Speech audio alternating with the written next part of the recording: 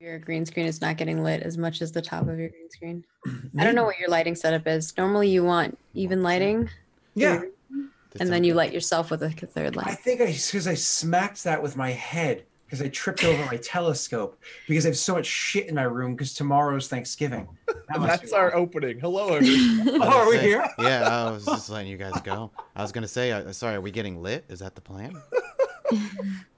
Yeah. Well, Scott's trying to fix his litness. Something You could say he's doing a litness test. Hey, that's good shit. Good shit. No. Yeah, litness test, yeah. Sorry. That's the kind of talk I expect from a hat-wearing man. You're like welcome. Cheers. Have some milk. Yeah, I'm drinking milk right now. So. Hell yeah, milk. Hello, everybody. How's it going? Welcome to. Also, this episode is going to be brought to you by Mathis being sensual is the very word we're sensual. looking for here. Welcome to Faded in the Stars, season 2, episode 2, with a DM who's lulling you into a false sense of security so that he can cause you trauma and tears at the least suspecting time. This is episode 2, man. Come on, give us a break. No, that's not how this works. Oh, goodbye, Scott. Welcome back. I'm Scott. just gonna cut that out because it's just being awful today, and I don't know why. ASMR Mathis. All right.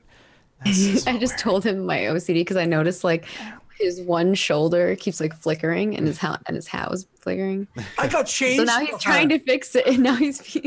I was wearing a shiny an Under Armour hoodie, which is kind of like shiny. So often that times that like fucks with things because like it like reflects the wrong lights off. Right Oh, that must be why I got changed. You were right here, Scott. You had a chance to go this way. Instead, you went that way.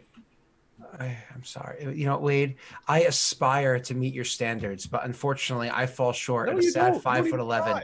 You don't have to try. Look at me. My shirt has little like white specks on it. That's like the fanciest thing I own. The heathered, I think it's called heathered material. Yeah, I've got Heather. I'm wearing Heather right now. Yeah. All right. Heather. Did you skin her? I did. Pertain to my first kill. prior The conversation. special one. Yeah. Oh man, you went right into the skinning. Of the Wait. people. Would you do me? I'd do me. I know what you're referencing, but I'm still gonna say no. Just Yeah, I don't know. I don't want that quote being out there on a Twitch clip somewhere. Fair enough. Sorry. Anyway. And if you don't get the reference, I'm sorry. If hasn't seen silence though. Yeah, I don't know. What the hell was that? People born the year it was made and afterwards. Oh, Mike, good roll. I think you killed him. Yeah. Rolled 1000 D100. Oh well. Oh, Well, I rolled like I 5 that 100s. 10 years ago. You know, like who hasn't? All right. Well, we'll do a quick recap here in a second, but before we get going, why don't we do what we need to do and get the force points out of the way? That's a good start.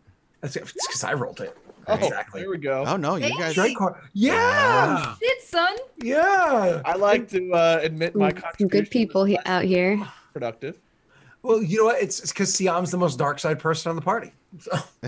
You do have some kind of weird force shit going on. I'm just gonna say.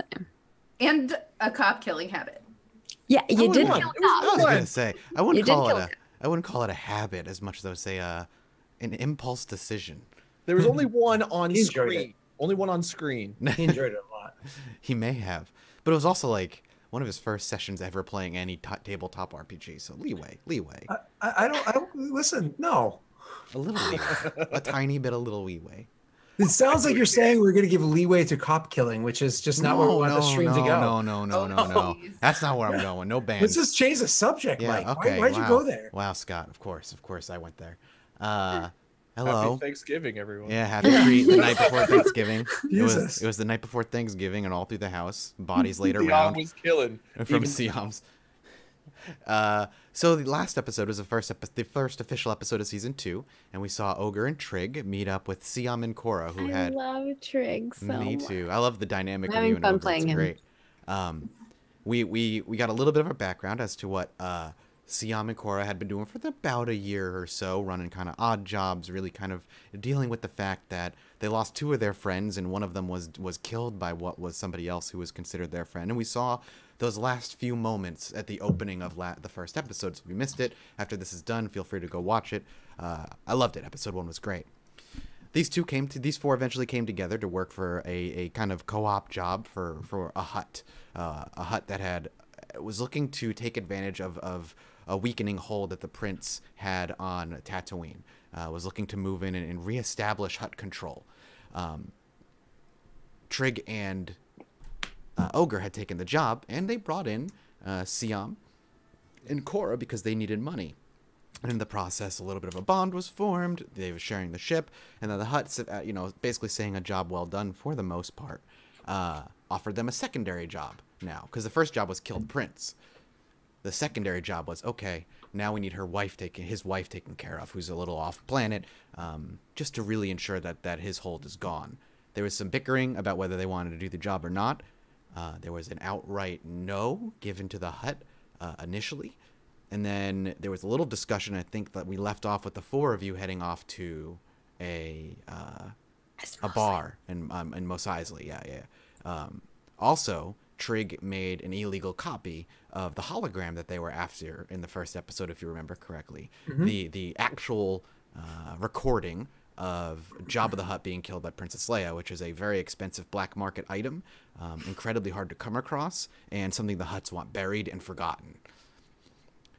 And so we left with the ship flying over to Mos Eisley, and we will pick up with the ship having landed and the crew making their way out of the ship into Mos Eisley proper. Do you guys want to go to... you guys just want to go right to the bar? Is that what you guys want to pick up? Or well, I mean, if Siam's deciding, it depends on, Yeah. No. Why don't you slow Has yourself Trini maybe down hold there, her hand puppy? publicly lately? Because if so, yes, definitely the bar. Okay. And so It sounds like the bar. Listen, I'm throwing some playful banter in here. We don't have to go to the bar. I'm just being playful, like Siam is a nice, happy, white knight, playful guy. Definitely not. Yeah, I'm so playful. Like when I'm taking the words to describe what Siam is, playful's the first word that I think of. See, exactly. He likes to play with his food before he shoots it. Great. What? I'm very happy to hear that. So, Mos Eisley is kind of the capital of Tatooine. It is the hive of scum and villainy, as it's said in the movies. So, heading into Mos Eisley, the streets are packed. People are shoulder to shoulder. People hawking wares on the side of the street. Some have actually proper setups to sell things. Other people just kind of rush at you in the street, trying to sell things at you. It's something you're relatively familiar with at this point in your careers and your lives. And the cantina, any of the cantinas in Mos Eisley are great options to discuss things, because it's one of those areas where there are so many people talking business that nobody's listening to you talk business. You're in the eye of the storm. Nobody cares about what you're talking about, because everybody in Mos Eisley is probably a criminal in some regard. And so, the four of you find your way into a cantina, easily find a place to sit after some time, and maybe with a few drinks in hand, you have a few moments away from business to discuss what your next moves are going to be. The scene opens on that. Who begins talking?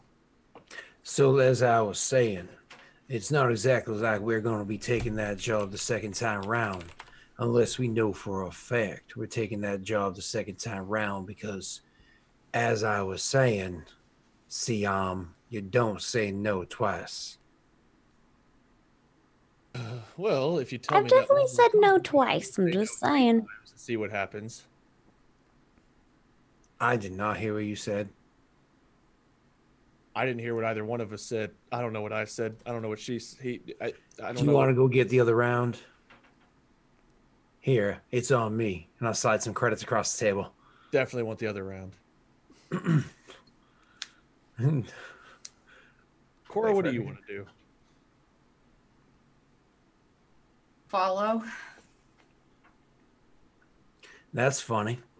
I was getting this impression off of you that you were more of a leader. I was. Well, that right there is the past tense. I'm not liking what I'm hearing. What changed? I got my best friend killed. I wouldn't put that one on you. That one might be slightly more on me and on him. Just blame it on the dumb fuck that got himself killed. Just I under think there's probably a story here that y'all need to be sharing with us. under my guidance, a lot of really terrible things happened. I look over at Ogre and I'm like, what's going on here? I think someone thinks they might be the emperor or something. Emperor? No. What kind of terrible things happened under your watch? One of our crew died. A killer robot that used to be a friend stole my ship, our ship.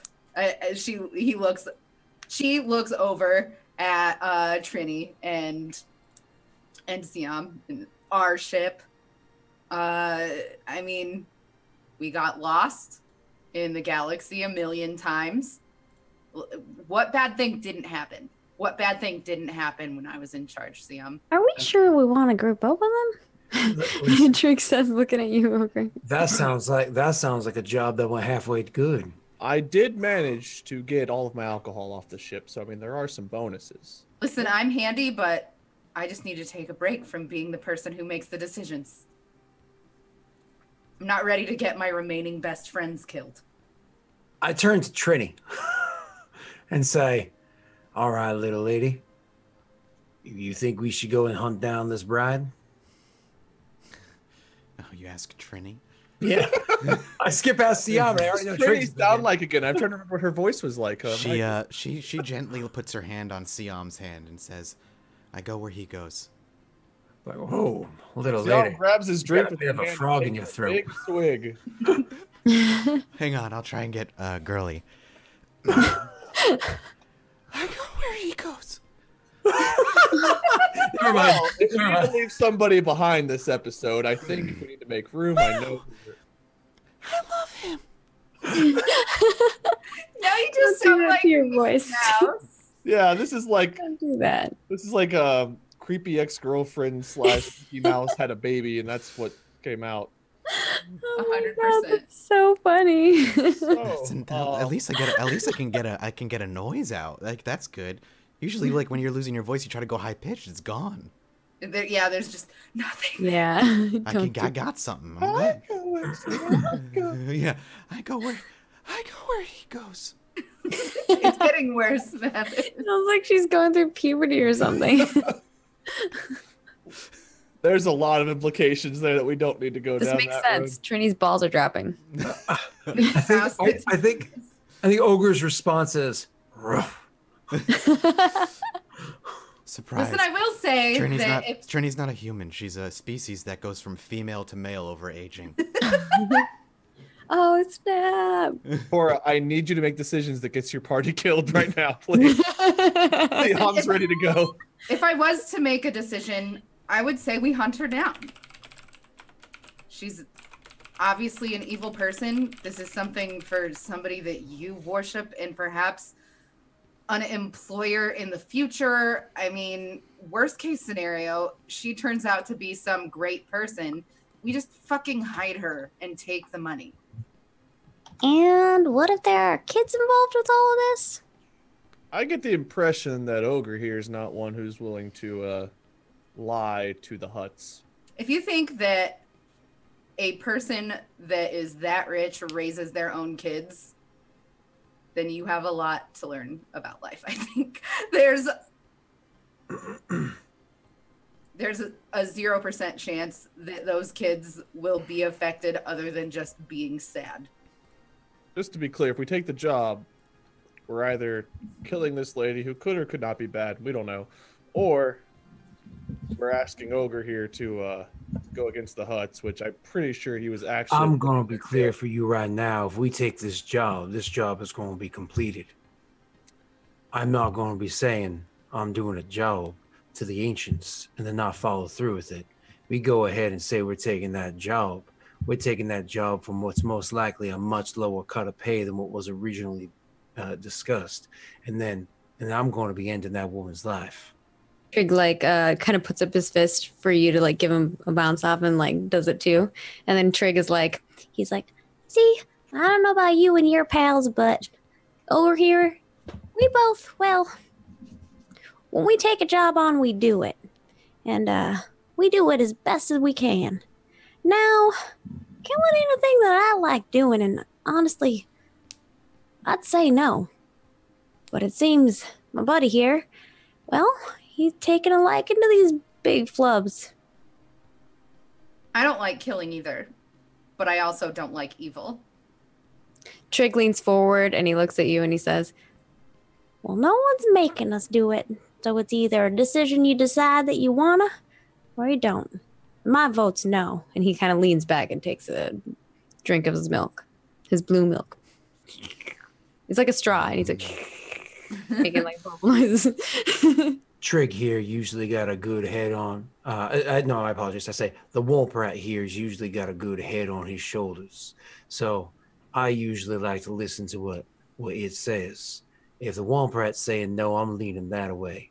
But if you're getting all queasy about who pulls the trigger, my barrel's clean. My sights are precise.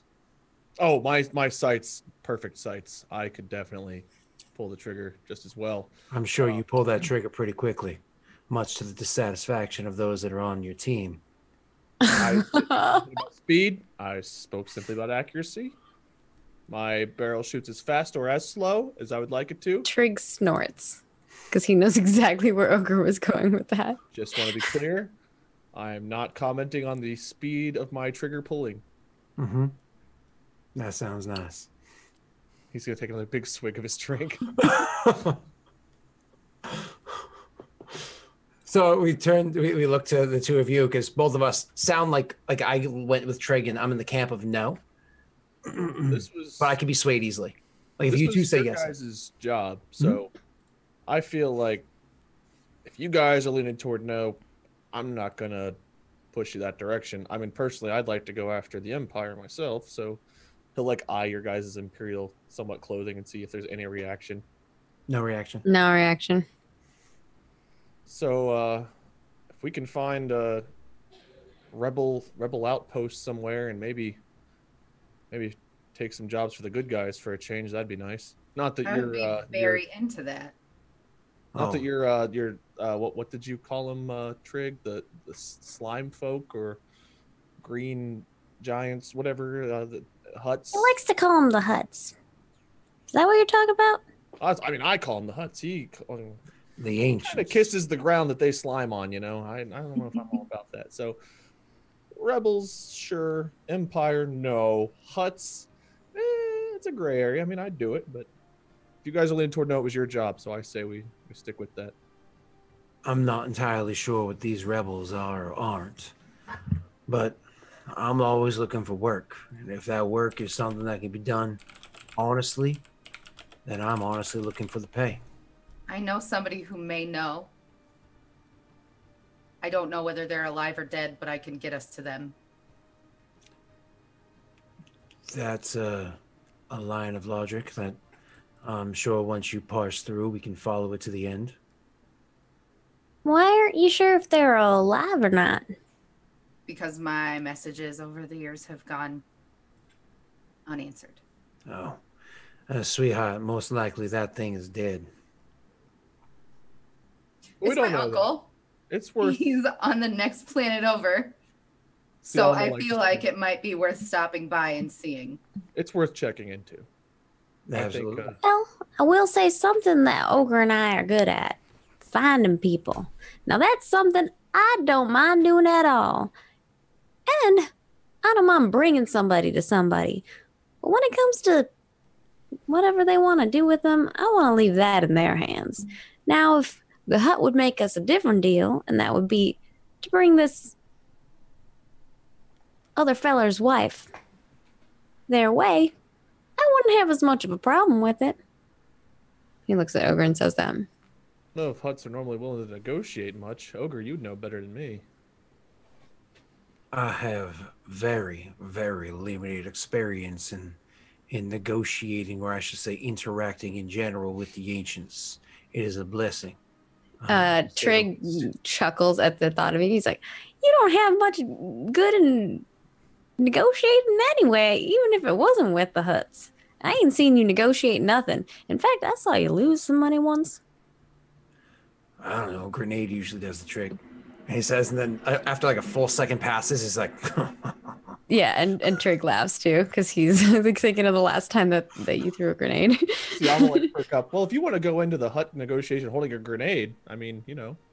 Oh, well, it's an inside joke. One time we tossed a grenade and well, it didn't do it. It was fake. Fake. Okay. I was just hopeful about that negotiation tactic. I'll let you know. Fake grenades. You could sell those bad boys. They see a nade coming your way, they're booking it. I'm just letting you know. Like, We take could note do of that. this. We could go get the woman, bring her, That's not the contract. and tell him to do that part himself. That's not the contract. Oh, yeah, The I contract is already, we're going to say, renegotiated once. And I don't think there's going to be much room for renegotiation. Listen, you've been chasing a ghost for a while. I say, what do we got? Go delve into our spirits. See if your faith is something worth following. How much more kindly are they going to take it if we turn the job down now that Well- you've negotiated it? Already did. Already. You already turned it down. Ogre here just really wants to do the job. He's kind of got a thing for the ancients, if you didn't notice. Oh, they seem his type. He'll just like kind of clear his throat and take a sip and wait for something. I like to go into a job knowing that those I'm going into it with have a clear mind. None of you seem to have the, well, we're going to say the equipment to follow through with the job that's being offered to us. So I'd rather either gear up with some different equipment. Hey, I got a lot of equipment. I'm just letting you know. Well, my apologies, Womp. I wasn't referring to you. Usually the one that goes into the negotiations has some equipment with that they're negotiating with and not just a submissive little puppy either, but you know. I'm We are what sorry, we were are. you a part of the conversation that took place inside there? Yes. Oh, you were. Yes, I was a part of the conversation as soon as they came on our ship and started searching it. You're welcome for that. Keep an honest little boy out of you. Listen, why don't we go and check out your uncle and see if he's doing all right? Not sure I'm too keen on having you in our ship if you're going to be speaking to my crewmates that way. What way? The way that you were just speaking to Siam. I'm sorry. Calling us ill-equipped and telling Siam that you're going to make if there's one thing that Siam is, honest to a fault might be it. So you're telling me that if he walked into there and told the hut, as you keep calling the ancients, if he went in there and talked to the hut and said, I'll do this job for you, but then decided halfway down the road to turn his back and not follow through with the job, halfway down the road decided not to kill the woman despite the fact that he made a deal to kill the woman, that's a way you would describe honest to a fault?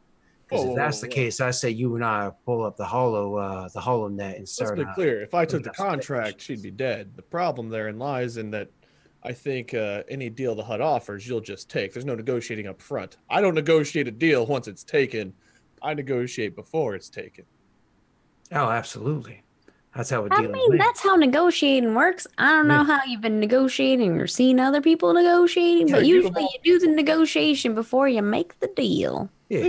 This guy worships the ground these huts walk on. How hard do you think he's going to push back? Oh, he didn't push back none. I'm Thank gonna let you know. That is my point. I mean, I just he looks at Ogre and he's like, I'm just telling the truth.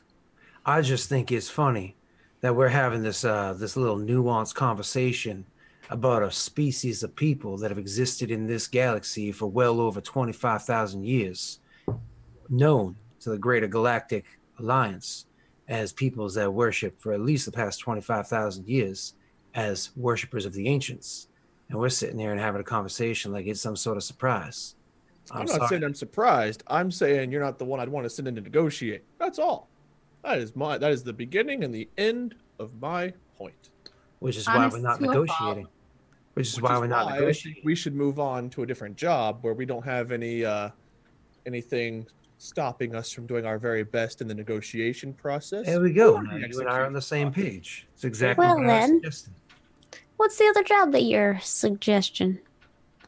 Well, I We think don't have one yet. we go try to find this. Listen, I don't usually bring up my past, but my family had some ties with the Rebel Alliance, and it means a lot to me to support their cause rather than the Imperial cause. And I think it's time that I do that. So, if they want us to go kill people, sure. They want us to go bring people in. If they want us to go deliver space biscuits, I don't really care.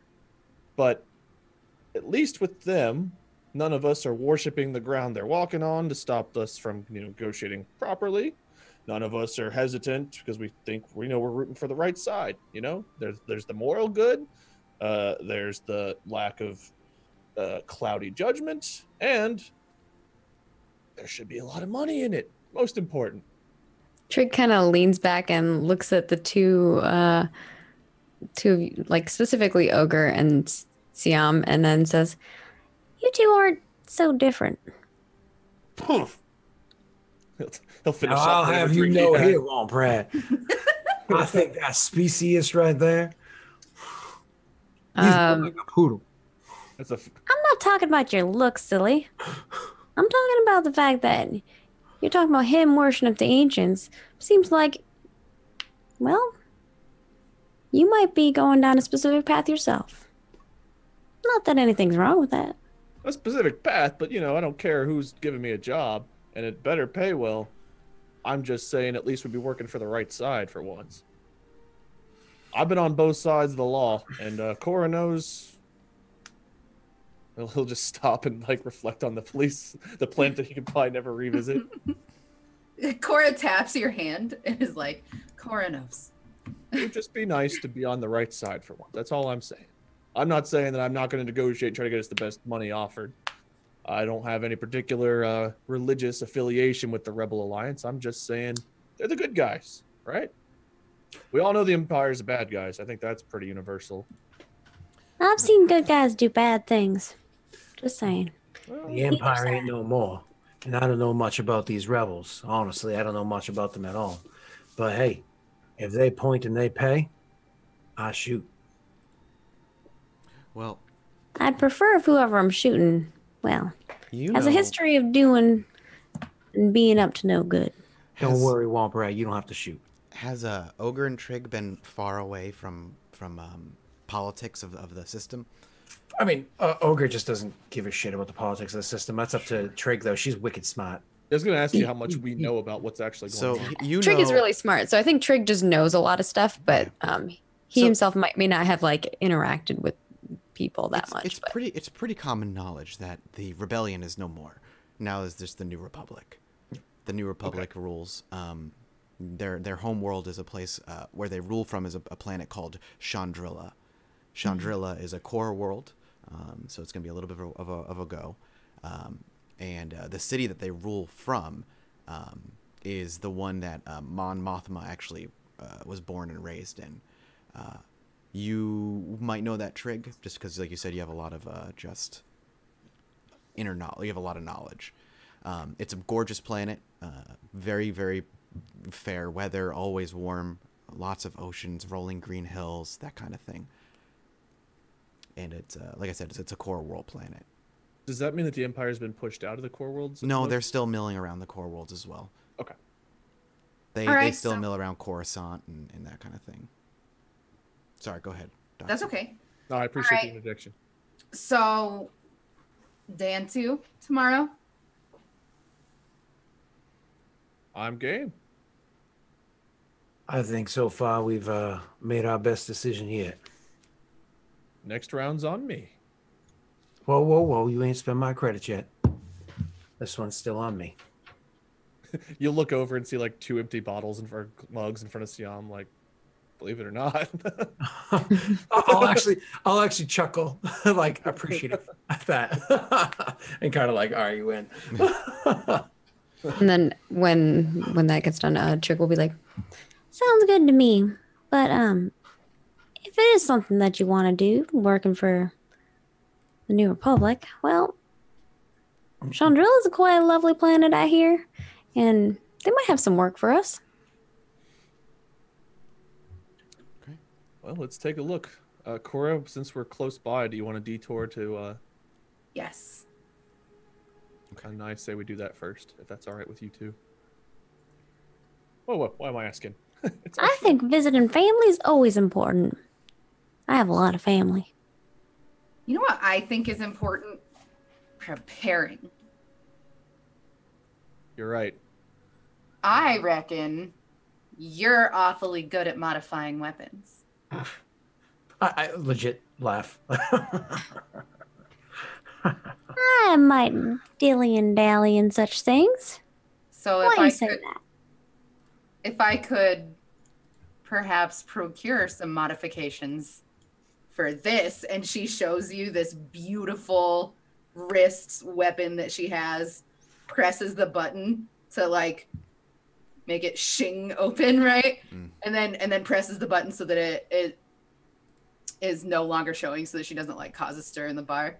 Before you even do anything, Trig, like you're looking over and Trig is not in his seat anymore. He's standing next to you, like at your, like near your arm. And he's just like grabs your arm and is like looking at it and like basically just inspecting the crap out of it.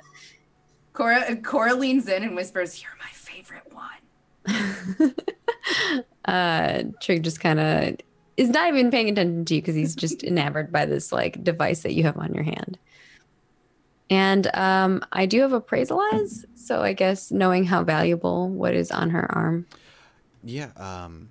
Is there a role for that? Appraisal eyes is just a. Let me check. I don't think so, but I can. think it's just a time consumed and then it works. Gotcha. I think. Appraiser's eyes. I will just paste this into chat. Yeah, sure. Button. There's a thing Maggie found for us. There she is. And the whole chat can read it too. It's a lot of text. Yeah. So basically, what you see, Cora and Trig, obviously, what you see as well, it's a little different.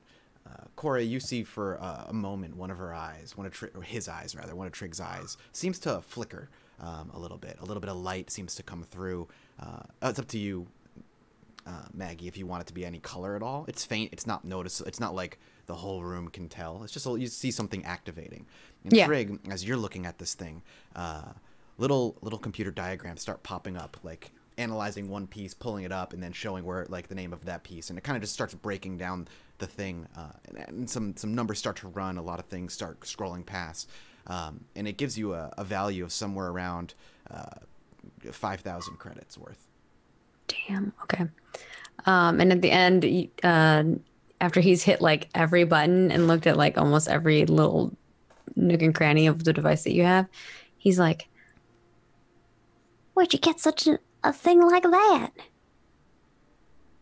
was a gift. That's a mighty fine gift. What'd you do for it? We'll just say, I'm a mighty fine woman. She's my he kind of looks at you and he like looks you up and down like he's checking you out. And then he's like making like little noises, and then he says, Must be then, because that is one expensive gift.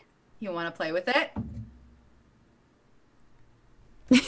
Trig for a moment isn't sure if she's talking about the device or her. Starts unclasping it. Yeah. He's already grabbing it from you. And he's like putting it on his arm and he's checking out. He's like, I'd love to help you modify this bad boy. Do you know anywhere around here that we could get? I have some ideas. And she like pulls out her data pad and shows you just like some notes that she's jotted down, and I will give you those notes. all right, awesome. And yeah, he's kind of like looking at it and he's like, and then he hands it back to you and says, I'd keep that covered up if I were you. That's mighty expensive. Other people who are into the, well, fanatics such as I, who like little gadgets, well, they might try to take that from you. And maybe not in a way that is very pleasant. She straps it back to her wrist and covers it with a jacket. all right. So I think most of those things I can probably help her with. No problem, right? Say that again. I'm sorry. She posted in chat what the attachments were that she wanted. I think, like for instance, serrated edge is probably easy. How many Weapon customization would probably cost way more. Well, yeah, each weapon has basically X number of HP or X number of slots to modify it. How many more slots do your Thorn have? I want to say it had like 1. It has 3. And none of them are taken. I think some of them are taken though. No, I don't think any of them were taken. No, I thought they were. So then you have 3 open slots. For some reason, I thought the electricity on it took a slot, but maybe I'm wrong. No. That'd be unless you. She has 3 HP on it. Part of the core part of it. And I thought the core of it was the Pierce and the Sunder and the Vicious. Unless those are already. I'm pretty sure those are the core mechanics. Just like if you bought I a was disruptor never rifle. told that there was anything on it. Pierce Sunder.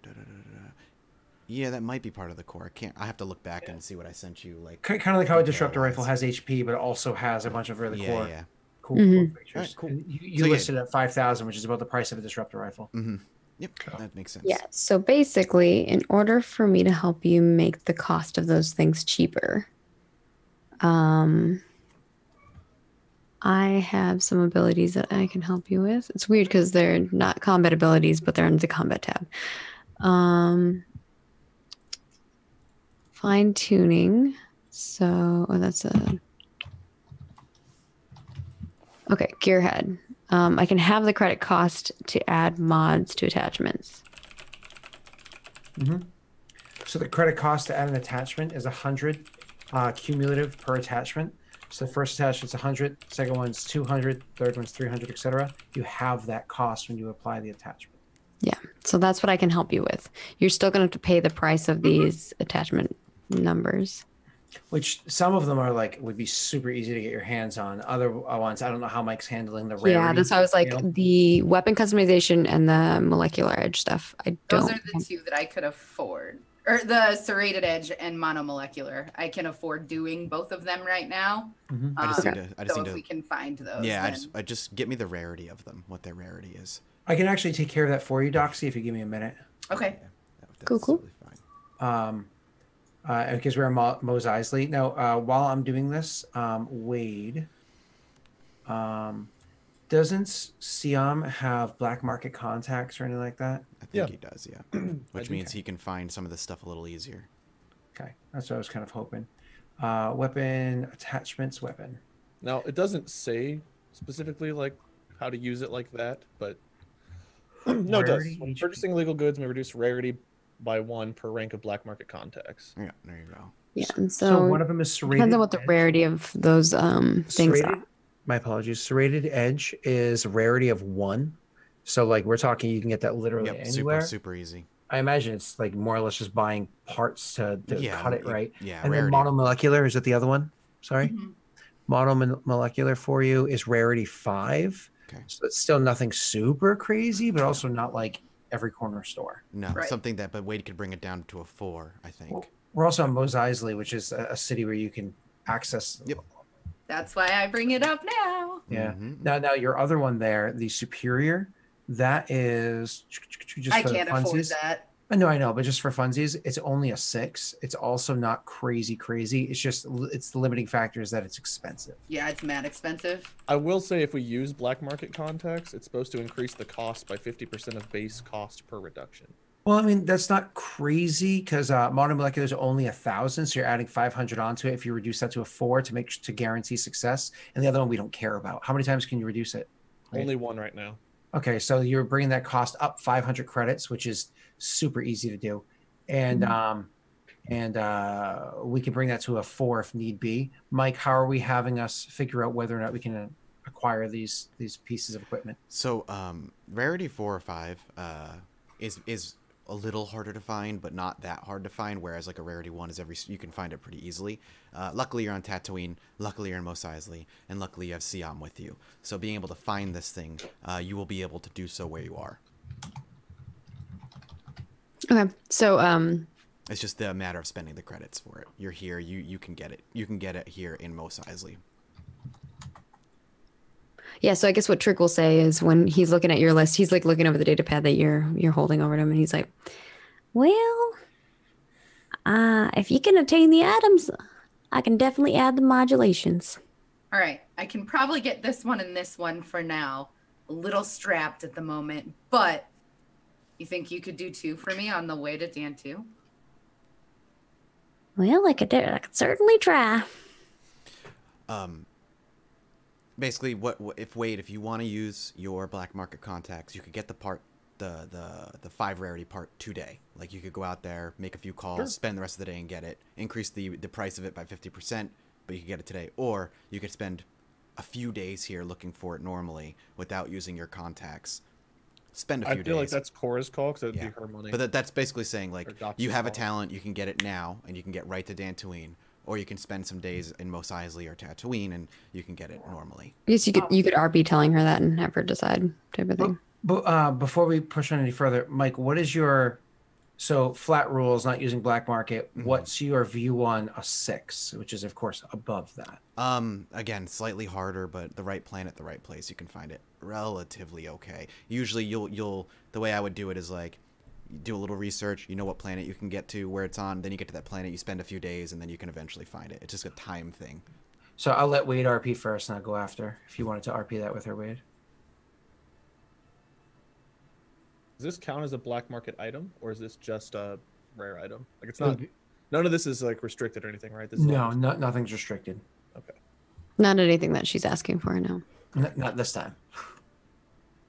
All right. Well, Saying Cora, that. I can make some calls and we can find the part today if you want, but it might increase the cost a bit. Do you want to spend an extra, I don't know, 400 or 500 credits, or do you? Triggs looks real excited at the fact that he might get to play with that and do some modulation on it today. So what, Seeing the excitement, I'll actually chime in and be like, whoa now, whoa. I don't think anybody here was in a rush. You said you haven't had correspondence with your uncle for a long while, and you ain't talked to your family and their contacts for a while. So there's no need to go rushing into things when the young lady already said that she's strapped for cash. So why don't we take our time and we can do this piece by piece. Trig, I promise, I'll give you something to work on in the meanwhile. Trig like bites his like he at first he's like real excited, and then he like kind of like bites his lip and kind of nods and pats like Cora's arm because she put the thing back on her arm and smiles at her, and then goes back over to the seat and like plops up and goes back to drinking out of his straw. Certainly, we could find this serrated edge today, and you'd be able to Yeah. add that. within a couple days, we could find everything. I mean, this is a hut-controlled area. Everything's going to be around here, but I mean, like I said, the thing you're looking for, the 5 rarity, is not even a restricted item. You will be able to find it in time. Black markets, I'm just saying, is going to give you a shortcut. Well, then I don't mind waiting the extra couple of days if you guys don't. sure. Sorry, I only have like 2,500 credits. No, that's fine. Let's take our time. The bars here are pretty nice, and I wouldn't mind taking a. And you could always work on the dog if you get bored. Yeah, Trig looks excited thinking about that as well. He's generally very happy right now. He's like, I have a lot of toys that I get to play with. I'm drinking my blue milk. This is great. Easy enough. And I don't have to kill some dude's wife. It's awesome. Okay, so we'll say if you spend the credits right now, you get your serrated edge now, and she can mess with that over the course of the next couple of days or whatever. I just got to look up the rules for how You're long fine. it takes to modify. While you're looking, it's actually just like a single check and then maybe an hour or something Yeah, I like that. Something figured just a crazy. few hours.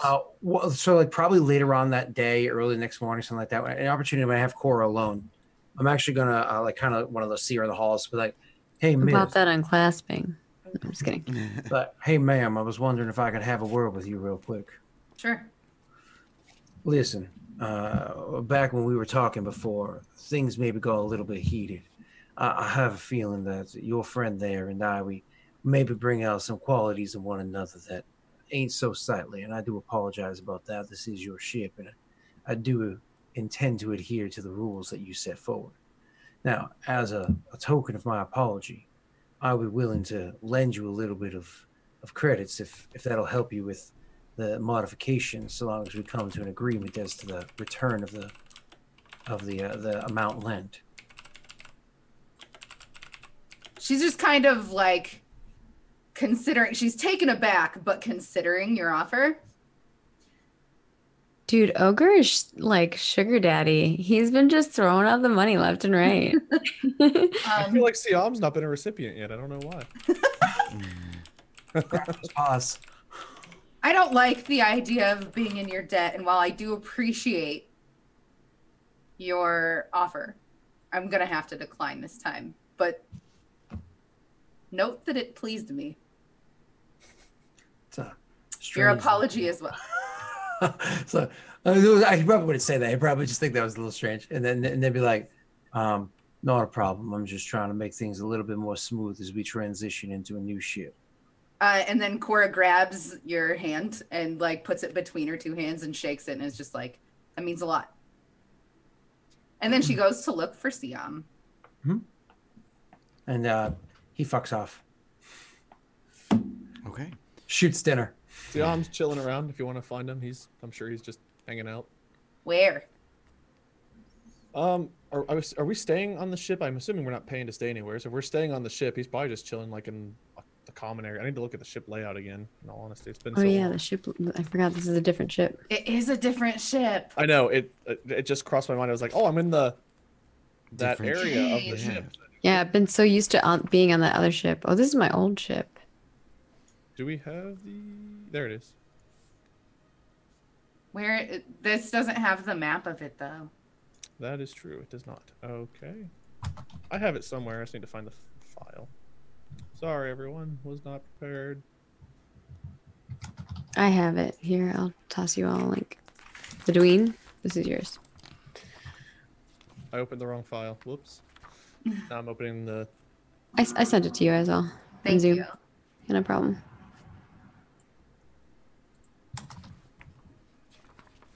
Right? Oh, that's the one that I have listed. So Yeah, so I'm assuming I'm in the passenger lounge, which is area 2. I imagine I'm just chilling in there. Someone was asking what the ship looks like in chat. I'm going to I'll post paste that. a link in chat. Oh, you for got it? chat. Okay. I was Yeah. about to say that.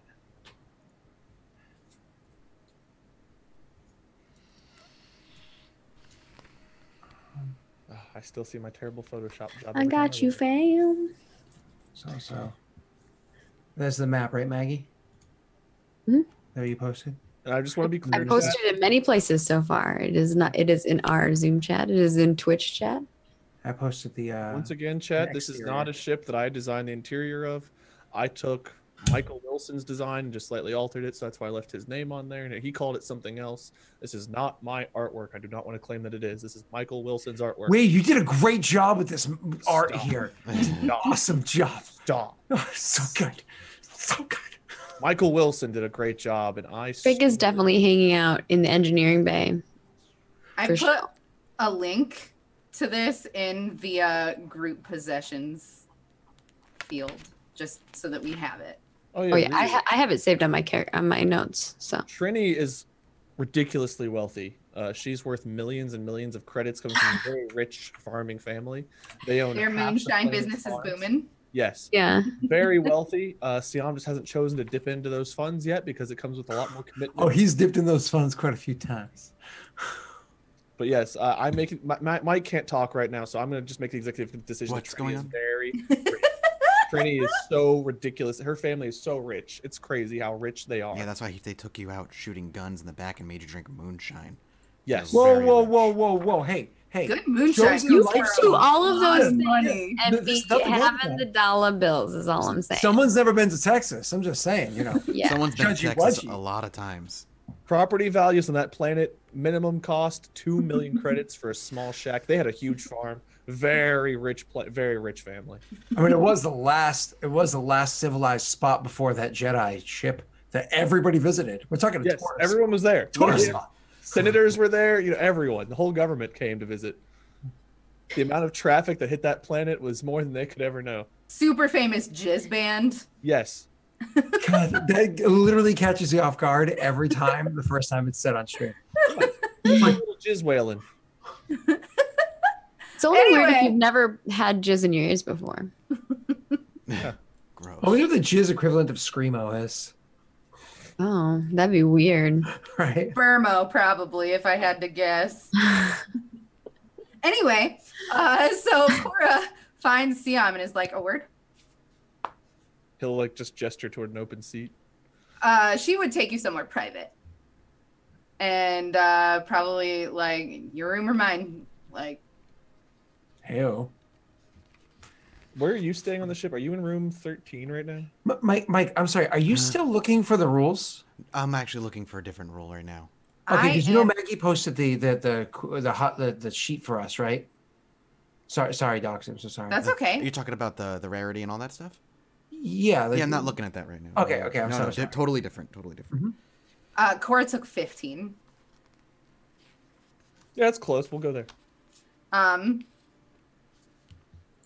So I have kind of a harebrained idea.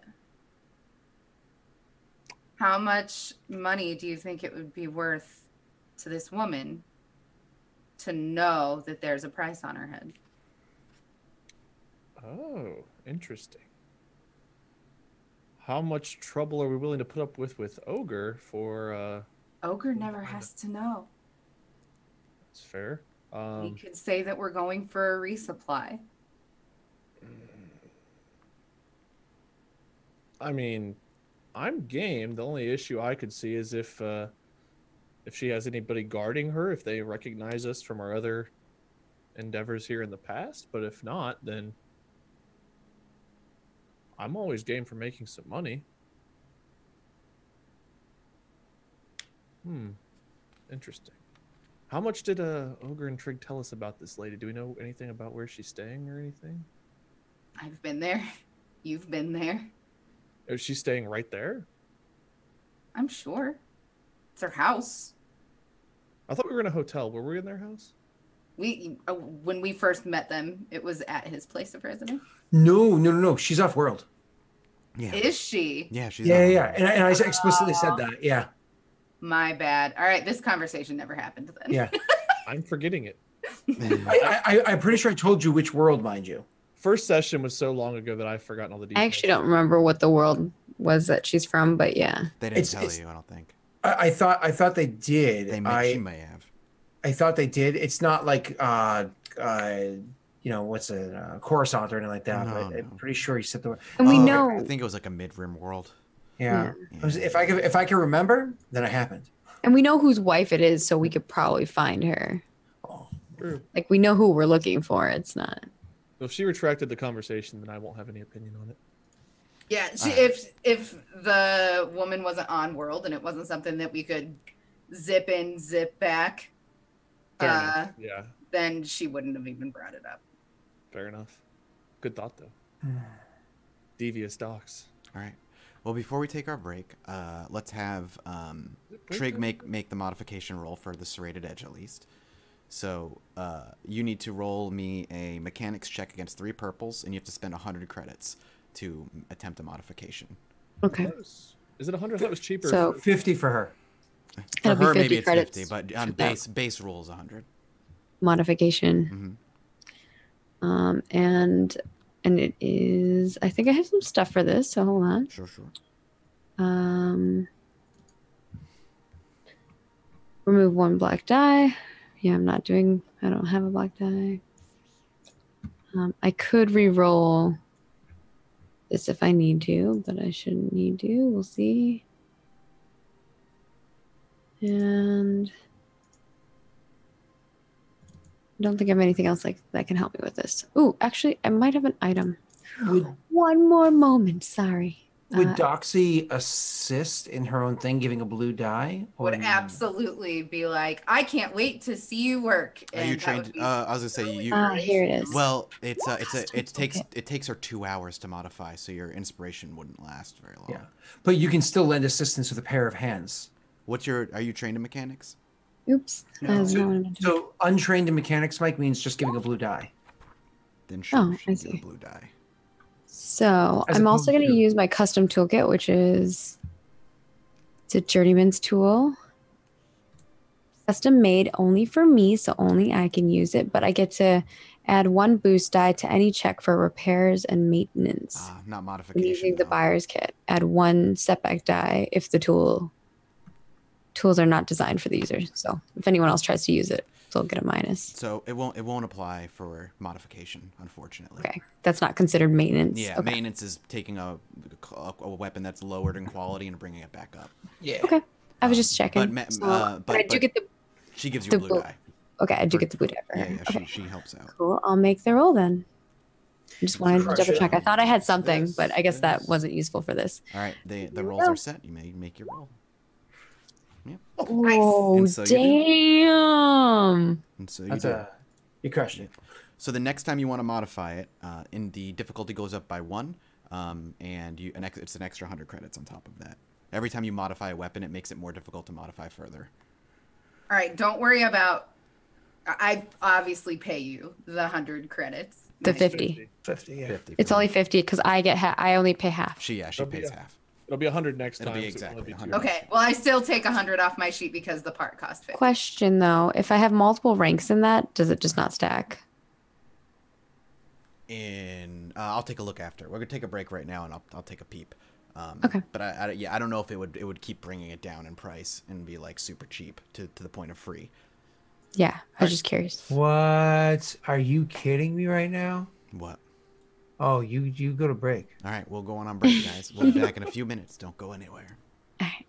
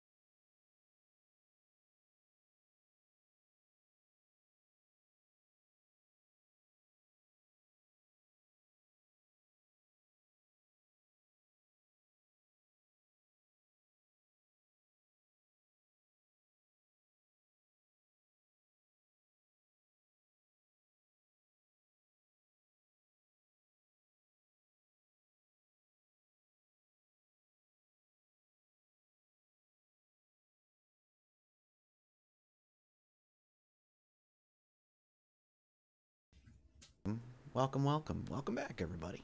To hour 2 of Faded in the Stars. Okay, before we move on, you want to get that other modification? Absolutely. Okay. So, spend the money to buy it, just a flat 1K.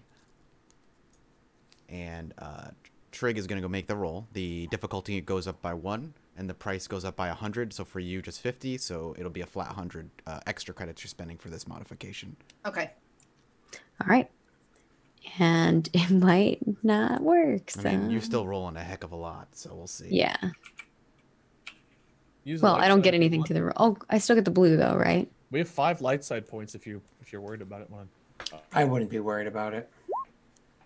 I was wrong. Are you I'm sure? pretty worried about it. I think that has some very interesting consequences. Yes, I have the rolls already here. Yeah. So, if you fail, the a mod failure obviously- means you can add a damage to the weapon, or you can related components begin to malfunction. If he fails, however, the mod is not installed, and he may not attempt to install that mod ever again. What? Correct. For a single failure? That means that 1,000, 1,100 credits are. Wait, that type of mod or just that particular one? You still have the mod, just That not make- for that particular weapon. That means it says if he fails, however, the mod is not installed, and he may not attempt to install that mod again. But we can hire somebody to install on your weapon. If you rolled a despair, the mod breaks. Okay, so you still have the mod. The It mod just is can there. never go on to there. I didn't know that Somebody was else like can was try. on the line. I would definitely use light side point. Yeah, exactly. I did not In the realize that future, was I on. will definitely use a light side point because that is crazy. That's the risk. I didn't know that was the risk, and she Yeah, I didn't know that was the the risk. So is it okay I thought if you we had the roll rules. it No, with the light side point? no. I didn't That's know not the rules that I had. So Oh, then those rules are wrong. no, I mean I didn't have any of those rules. I just only knew what the role. I only knew what I have here is what I told you is what I see on the sheet. So the That's way it's worded, the way I would say is that Trig cannot make an attempt to install this mod again. However, Yeah. Cora can pay for somebody else to install the mod.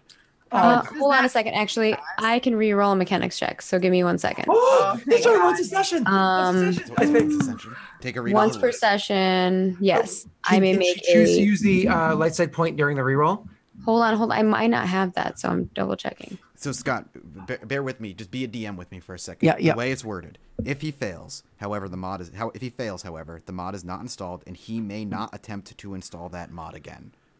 Yeah. That's Makes just sense. the rules. So would you right, like somebody else could install that mod?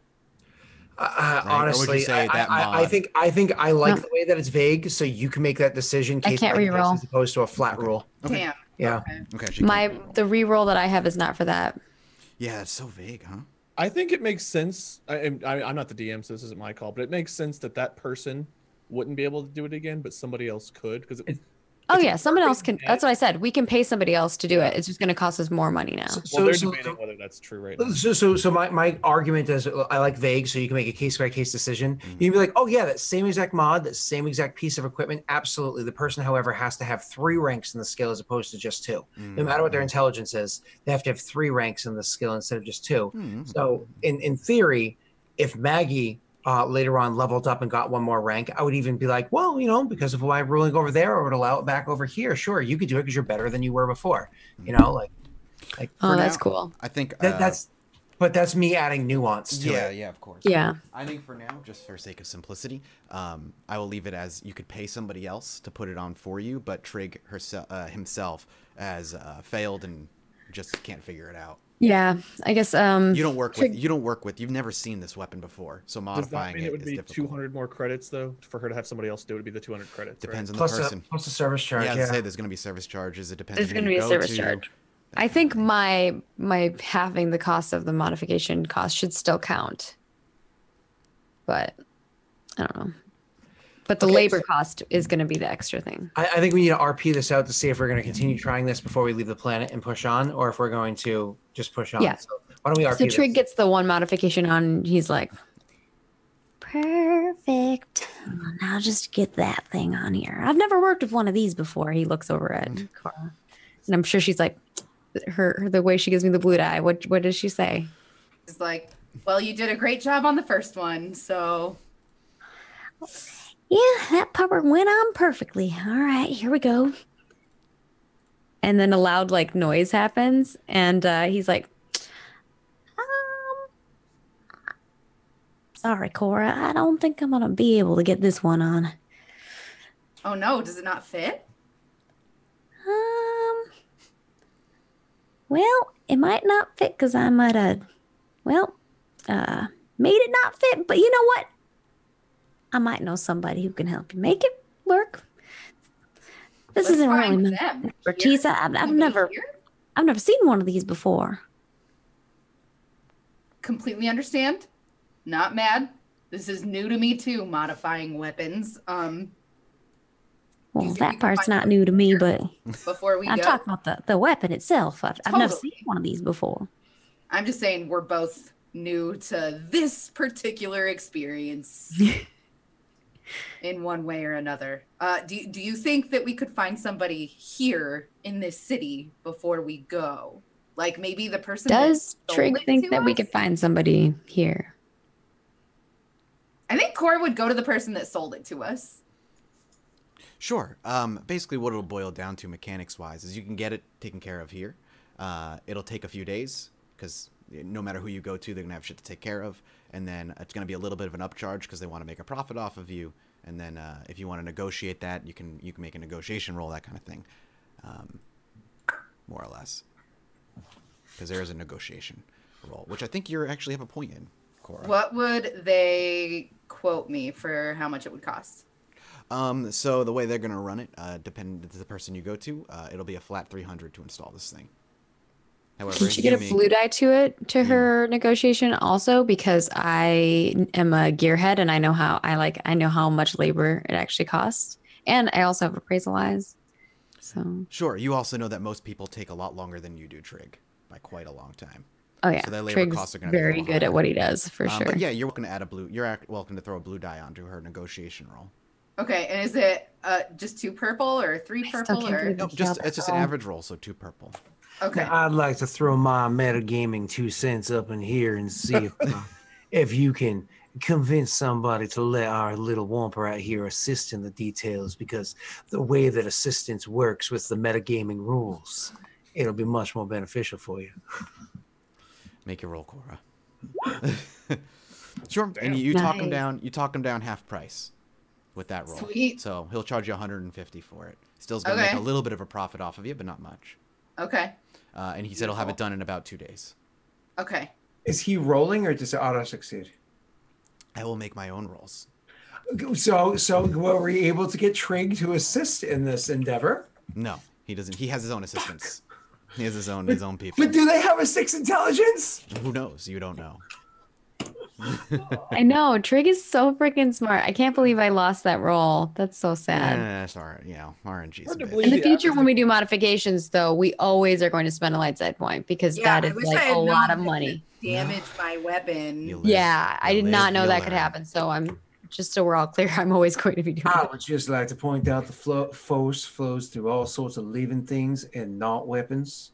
So I don't know if we should be using the light side or hunks of metal. Well, I'm going to do it anyway. I don't care what you say. He's gonna get 2 blue. I'm with Maggie. That's a lot of money. We're gonna Someone that's spend- like 6,000 credits for like an attachment. agree. And you fucking break it. I Oh my agree. god, my heart. Mhm. Very much agree with you.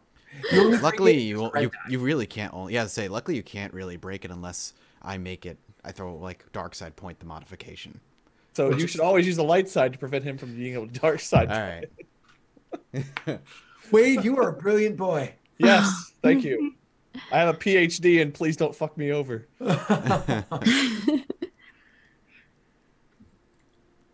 Sweet. Okay, he succeeds. Wow.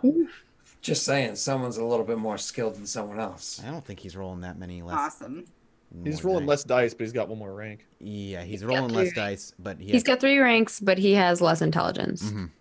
Like Trig is really just good at it, like innately. Yeah. But You're natural. I yeah, will say, it's like he learned on his own type of thing. Trig's blue dice was more helpful than Trig's yellow dice in that last roll. So I know that's not my fault. That's RNG, okay? the yellow Exactly. failed. But you guys overall spend another 5 or 6 days on Tatooine and Mos Oh, see, I'm Eisley. fine with that. There's plenty of Ithorian Pale Ale on the ship now. Oh, did you spend some money to buy some more? I sure did. I spent like 50. You'll notice that Trig never drinks alcohol, but he will join you in drinking something. He always has some kind of weird, froofy looking drink, but it's not alcoholic. Wait, is this a plate I had a lifetime supply on? I'm gonna go find that fucker. And Oh, they're long gone. I'm gonna use all of the Black Market contacts. We have 6 days to find this one. Do it. For some reason or another, as you search, you realize that the whole company went under, and the beer never really sold well. Probably because they're giving free No! lifetime All right. beer to everyone who they do deals I'm gonna with. try to rob the party and spend all of our combined credits to reopen this beer business. You might be able to convince Trig. He's an economical man. But you can restock a little bit. How much money are you willing to spend? Get 50 credits to Yeah, buy you up a lifetime supply of it. No, not quite. But you get yourself quite a lot of alcohol for $50. You know, you get yourself like 36 bottles of beer or something. You're gonna spend me 50 credits on alcohol just so you can RPYs always have it on hand, aren't you? Theon's thing. I have to. I love it. All I right. have to. But Cora, eventually, when you go back, your weapon is ready, and he, when he hands it back to you, he's like, "Just so you know, this thing is mighty impressive." Thanks. Oh. You I ever like it thinking, myself. You ever thinking about selling it? Absolutely not. Well, if that ever changes, I know a few people can get you a hell of a deal on that thing, especially after what I did for it. I know a few people Sure. that can help her too. Give me, I don't know if just your give people me are better than my contact. people, you little bat. I'll just take your contact details, and in case I ever go fucking crazy, I'll go ahead and give you a call. He's like, no. Just take the weapon, but if you ever change your mind, you can come see me and I'll take care of it. Let's you go under. Will You do. just hear And you just hear Trig grumbling over underneath his. As she turns around, she like gives Trig a look like, and like subtly shakes her head no, and walks out. Hey, Palm. Okay, I have a quick question. I'm so That's fine. sorry. So it's 2 weapon quality, Pierce +1. What the heck does that mean? Well, molecular mono whatever happened. I'm sorry. What does it say one more time? The monomolecular is Yeah. 2 weapon quality, and then in parentheses it says Pierce +1.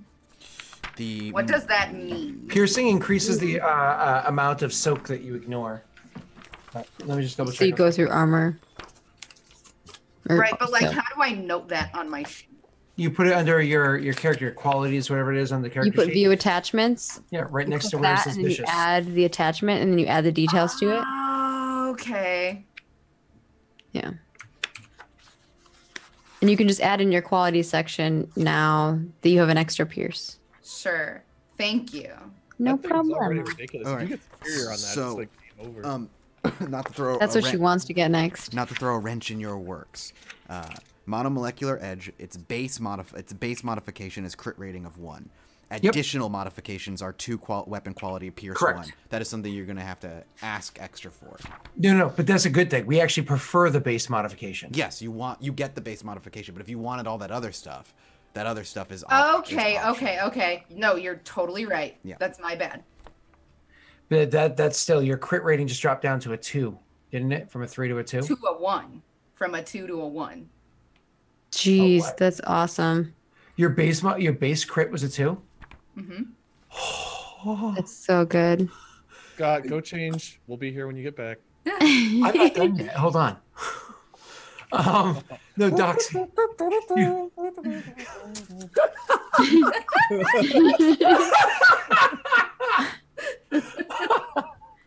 Oh Christ. Just let it fill your ears, everyone.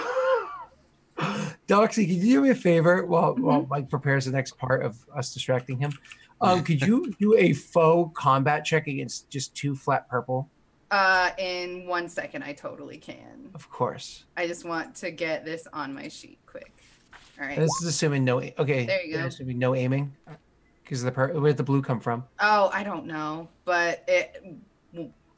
Oh, you have a temporary blue from the from Maggie right now. That's Yeah, your weapon does have a temporary blue. Okay, so Oh. just so you know, you hit that person for a whopping 3 points of damage. However, you did a critical hit against them with a plus 50 to the crit.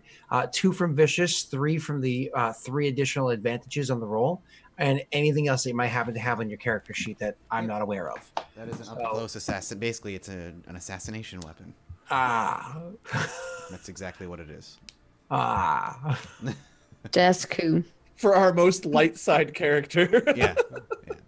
Oh, Trig's pretty light side. Trig it. Trig is like hella light side. Yeah. He does not like killing things. That's not his jam. And he only really, with the deals that they had always done for bounty hunting, it's usually like they're bad people that have done bad things. So that's the way he like, yeah. Yeah, so we've got two really light side characters, one in the middle character, and then ogre. Oh yeah, roll the crit. What would the crit been? Chat wants to see the crit. That'd be under you, Mike, under NPCs. Make sure Oh there's no yeah, crits. yeah, that's Don't right. forget to add the 50 for the offset. Yeah. Unless Maggie, do you have? Sorry, Doxy, do you have anything on your character sheet that increases the amount of crit? I just want to get this weapon on my fucking sheet. Oh, I'm sorry. No, I it's thought- okay. Hold on, I will look. Is that already on your sheet? No, this is very confusing trying to add this thing. Sorry. No, you're fine. What? No, all my stuff is support. All my like talents I didn't think and she had, like, special lethal damage abilities yet. are support stuff. Gotcha. Cool. So 125 for the. I mean, I think it's a 130 is when you start killing people for the murder dice. What's You're the dice decreasing roll there you go. What? What gives it the offset of 50? Is that one of the? Is My that vicious or thunder? viciousness. Vicious. Plus all the advantages with the crit upgrade. So, my apologies. 131 is when they start more or less dying. 141 is when they're going to die in a round, and 151 is when they die. So you are very, very close to a kill with that attack right there. All right, moving on. Yep. All right, 80. so Mike. Yes. Yeah, you guys are off to Dantooine. I think something's wrong with our engines. Did you hear that? Very high pitched. Mm-hmm. Flight to Dantooine is actually not that far. Not too bad. A little bit of a distance, but not nearly that bad. And eventually, Cora is able to dictate where it is you're going. But before you go, who's the pilot on your ship? Trini. I'm napping. How do you not remember this, you mother? So have her make astrogation check, please. I don't know if she's the astrogator. She's the pilot. Trig was astrogating for us before. All Tris. right, Trig. Yeah, you may I'm astrogate, definitely. please. I'll definitely astrogate. All right. Trig goes over, plops all the buttons, and what am I doing again? What difficulty? This is just against 1 purple. 1 purple. It's super easy. Well, we'll see how it goes. Okay. All easy right. enough. And so you make your way to Dantooine. When you eventually arrive at the planet, it's a sight for sore eyes for Cora at the very least. The last time she saw this place, she was with her uncle. She watched her uncle get shot. She had a rough introduction to her father and was taken off planet without realizing what had even happened to her uncle, leaving Imperial troops behind and the like. As the ship breaks atmosphere and you guys make your way toward the area where she was last seen, do you remember where you flew out of, actually, Cora? Dantu Town. Right. And this is where you land again. I imagine it's emotional for Cora, at least to a certain Absolutely. degree, as the Dween gently brings itself down and lands itself relatively well. Feel free to make me a Trini, have Trini roll me a planetary piloting. If her husband wants to make that roll, he's welcome to. Husband? Who's that? I don't think they're married yet. No, we they're met not. him? They're not. He's Do I know joking. about This this? is a joke. I You need to might. kill You him might so that he not. doesn't You marry were. another You family were wall. blackout. You were blackout. She gave you some moonshine and you got married. You don't know. Wow, we're on the other side of the goddamn, like literally the other end of the galaxy. Yeah, outer rim. Yeah. Wow, we are. 2 purple? It's like a week's worth of flying. Wow, Yes. Please and thank you. Okay. I think there's not much further you could have gone. All right. And she lands relatively easily. A little bumpy once in a while, but nothing big. And as the ship docks and you run through the typical communication with the starport, pay the little dues to keep the thing refueled, taken care of, you make your way off of the ship, and it's brisk. It's actually very brisk. This is what would be autumn time around on Dantooine. And the winds are whipping up quite fiercely, and a chill is sent down all your spines as the cold weather really sets in. Another Just go to the question. shower. I'm gonna be like an Afro puppy at this point. True. Do you spend much time in Dantu Town, or do you immediately head out? Does Cora This is all- like say, "Hey, let's just go"? What type of place is it? Very small little town. Maybe one cantina. Similar to where you saw Trini come from, but a lot more. It's a more foresty kind of village. Not a lot of farming, a lot of hunting, that kind of thing. Spent about 15 seconds taking the sights, and I lean over to Trig and say, hey, now, Womp Rat, remember, if shit gets all fucked up and, we need to regroup somewhere, then here back at the ship. I point at what looks like the most secured building or most easily defensible building. That's where we're going to be meeting up. All right. Sure. You think we're going to get separated? You never know. Cora would call them all together, actually, and be like, okay, Smile at you, then go over to her. so He smiles and walks over. You guys are welcome to come with me. I feel like it would probably be faster for me to just hire a ride and take 1 or 2 people maybe and go check this out, see what we can see, and come right back. I don't plan on spending more than a night here, as much as that pains me. It's the harvest, and I'm sure my uncle could use the help. I could just get in and out of there. If you guys want to make a luxurious stay out of it, then by all means, you can come with me. But again, this is a pretty small town, as you can see, and the people are really friendly, and you would be just as comfortable in town. It's really up to you what you guys want to do at this point. So your uncle lives here, right? Is this where you're from? This is where I was born and raised, raised. He looks around and then looks back at you. Just kind of like nodding. Well, my bunk's getting a nice groove in it. And I turn and start walking back towards the ship. Trig looks that way and like looks back at you and he's like, if you want some company, I'll keep you some company.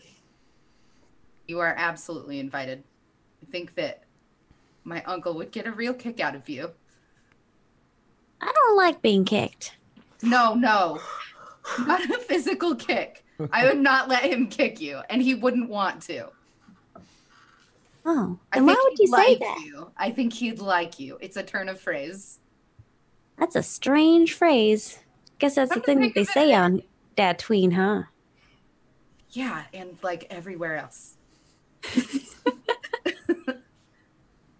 So Cora, I feel like, would have friends in this town, and she would try to find somebody that she knew Absolutely. Cora probably To- came into Dantu Town at least once a week.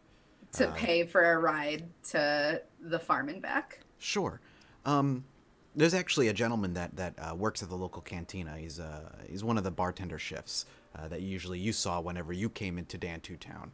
'Cause On you- the way to the cantina, though, if we have to go for a little walk till we get to the cantina, Trig is probably just like asking you like a million questions about the planet.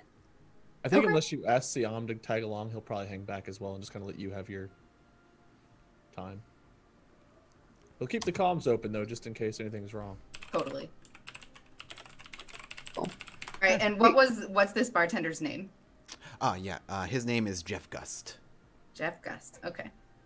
That's Do you want to role play the walk over there? Max? No, I just was like, we don't have Okay. to RP unless you want to, but it's mostly just him asking, like, like a little 4-year-old and how they just like ask you what everything is. That's what he's basically doing. I think that Cora would like this. I think this would take her mind off of all of the fucking things that she's feeling right now. And then when they get to the outside of the cantina, she'd be like, okay, I'm going to need a little bit of privacy while I go in there and try to get us a ride. You used to like date him or anything like that? No. Because like Nothing this like one time, Ogre, he met up with an ex and, well, it got a little hot-headed. It won't get messy like that as far as I know. Oh, God. I hope not. All right, I well, don't I'll just think sit in the so. back and drink some milk then. Sure. And then she approaches the bar. Yeah, Sure. Trig just goes in the bag and he's drinking some like blue milk and he's like, So you know. yeah, as you enter the cantina, much like it almost always is, especially in the middle of the day, there's like 2 people here, and you don't know either of them. Likely travelers, people who live off outside of Dantu Town and have their own farmsteads and whatnot. It's people you wouldn't see regularly anyway, or they could just be travelers from a different planet. But immediately as you walk in, you see behind the bar, because it is his shift, as it typically is. He usually has day shifts. There is Jeff Gust. Standing there, and he's got a scraggly beard, completely bald, shaved down to on his head. Someone maybe in his early 30s. And as he's genuinely just having like a very lighthearted conversation with one of the 2 people there. And when the door opens, since it's so quiet, your attention is immediately pulled toward the 2 of you. And he looks to you, kind of nods, and then continues talking, and then does a double take as he realizes who he sees before he stops all conversation and speed walks kind of around the bar, and he's like, oh, my God. And he just kind of throws his arms around you and just hugs you. Mr. Gus? Cora. And he kind of puts his hands on your shoulders very solidly and takes a step back and just really looks you in the eyes. And he says, how long has it been? Years? Too long? I'm just glad to see you still around.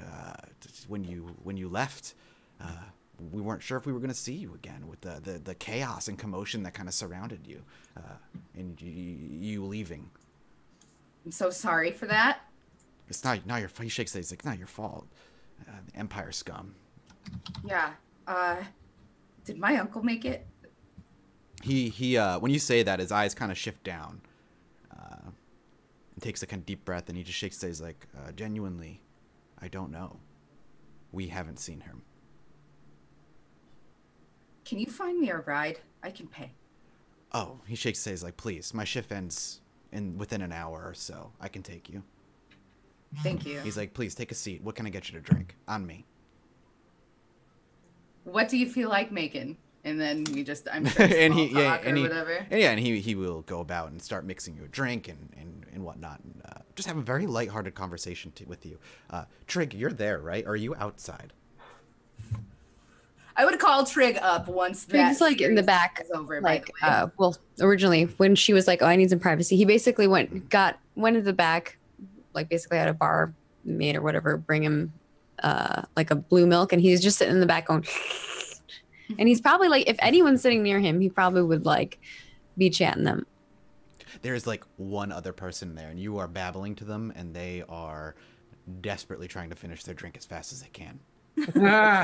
Oh yeah, he's just going on and on and And on. he just like nods, and he's like, I know nothing like that. And he's like, okay, it's great. And he's like, Did I tell you that one time? Well, I was walking. You know? exactly. And that's when like Cora shouts for you, and he cuts your sentence off, and he takes that opportunity to get the fuck out, and he leaves. Well, it was nice meeting you.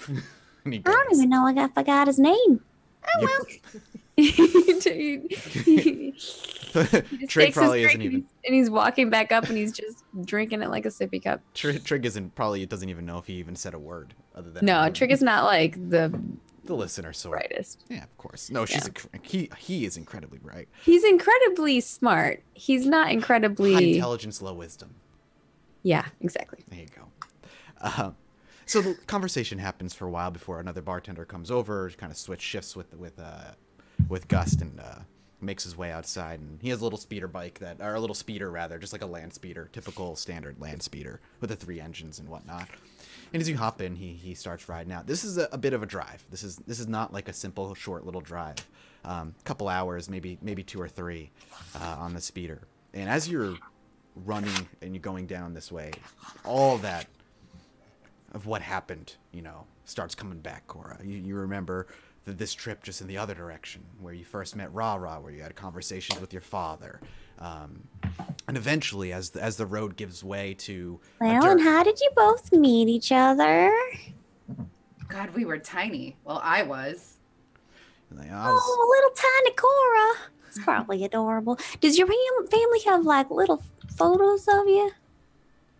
I'm sure my uncle has a couple tucked away somewhere. Not something that we display. I was kind of an ugly kid. I can't see that. Cora would melt at that. That would make her. She would just absolutely adore that. What about you? Were you cute? He looks at the guy and Jeff. He's like, I'm always cute. I don't know about that. His heart, Trig looks his back heart up. does not melt. But the time passed. Now, is there any conversation the two of you would like to have before we get to the part where the speeder arrives? Or is it very tense silence most She of would. the way? She would. I feel like towards the beginning. Well, more like beginning middle of the trip, right? Like half an hour in, she would talk a little bit like, "How has the harvest been?" and like, "When's the last time you saw my uncle?" and stuff like that. Basically, what you learn is everything's been pretty good. However, he has not seen your uncle since the last time he's seen your uncle with you. Okay. When you left, your uncle never made it into town, and none of the townsfolk dare go out because the Empire was here and they don't want to get involved. Basically, too afraid. And I would ask if anybody got hurt outside of. No, the town was left alone. Okay. Well, that's nifty. They basically came, did their job, and left, and nobody wanted to bother. And that doesn't surprise you. Unlike where Trini comes from, Dantu and the land surrounding, everybody very much keeps to themselves. They don't like messing with other people's business, and maybe it's the solidarity of a forest planet where it feels like you're enclosed off from somebody else, where Trini comes from a place where there is very little forest, and kind of people can see each other everywhere. It's a different atmosphere, different feel on this planet. So it doesn't surprise you too much. But eventually, the speeder does arrive. However, it's as you start to approach where your uncle's house and where you used to live, where you spent most of your time, that you realize something's off. Before you even see it, you realize some of the trees themselves are scorched, burnt down, destroyed. And as you push further, you realize more and more of the forest that was once surrounding your home is utterly destroyed. As you do approach the house, you see a home that is partially recognizable, at the very least, to Cora. A home that has been, much like the forest around it, scorched, burned, and destroyed. I don't think he's here. Well, I can't imagine how he'd be in there, and if he is, well... Trig... Trails off on that. Yeah. I have to look. Okay. I imagine scrambling out, even Gust pops out and starts helping you go through the rubble, looking for what you can. Yeah. Looking for what you can, and Trig as well. And you're welcome to make perception checks. Against, Would you like me to just assist you in that, or would you like us all to roll? First, I'm going to be like... And before you roll, it is going to be against 4 purples. This has been burned down for well over a year. Yeah, and I'm going to be like, look alive, people. And that's my inspiring rhetoric. Nice. And you do a great job. People are inspired. It's inspiring. Oh, shit. Except for one less advantage and one less. Oh, because you had a blue die in there. Yeah. Just get rid of that blue die. I really need to do that.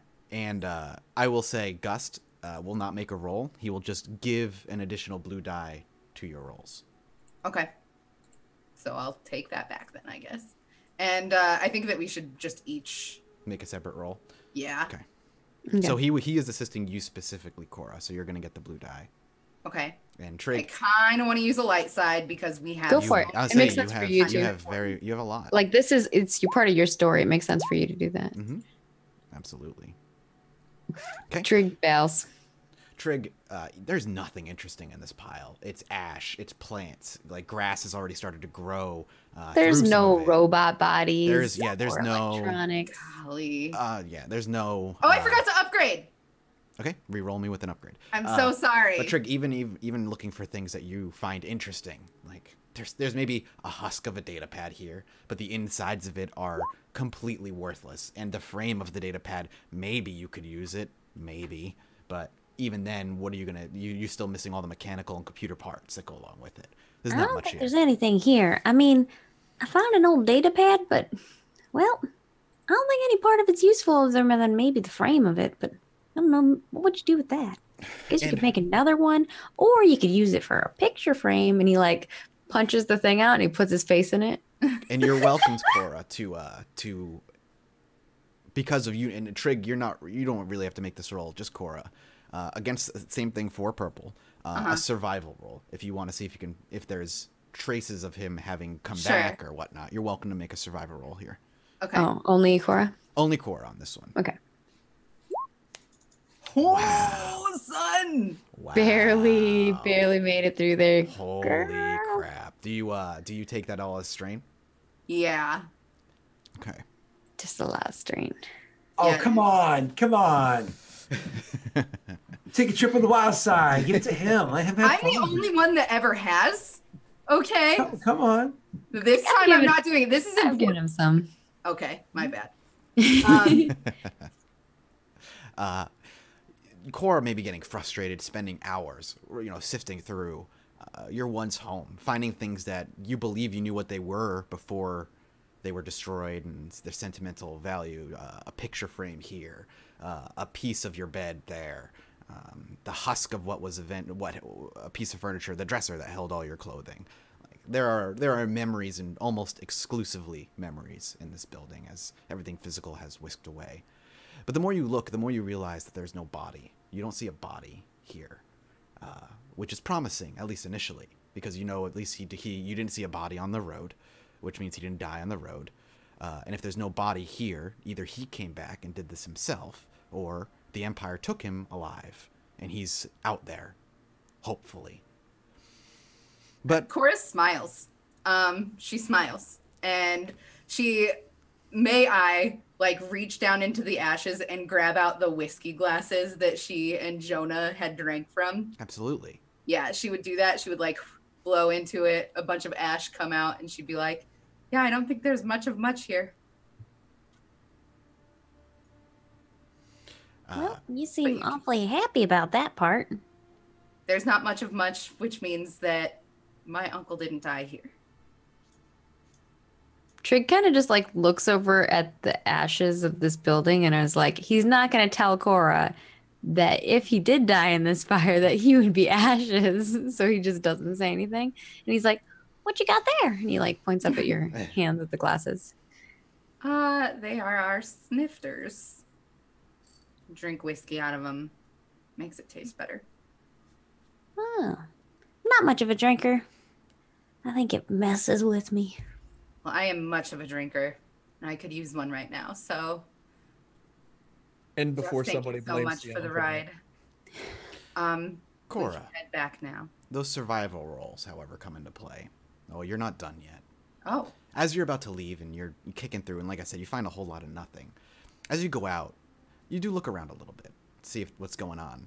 Maybe there's a trail, maybe there's a track. And right when you're about to give up, you spend another hour looking. You do notice, and maybe it's because you spent a lot of time around Siam, but that one of those burnt trees, specifically one that has markings of your growth as you grew up, little notches in the tree, a family one. You realize that on the left side, all the branches that were once there are snapped off. Not crumbled to ash, but legitimately pushed and snapped off. I have to go this way.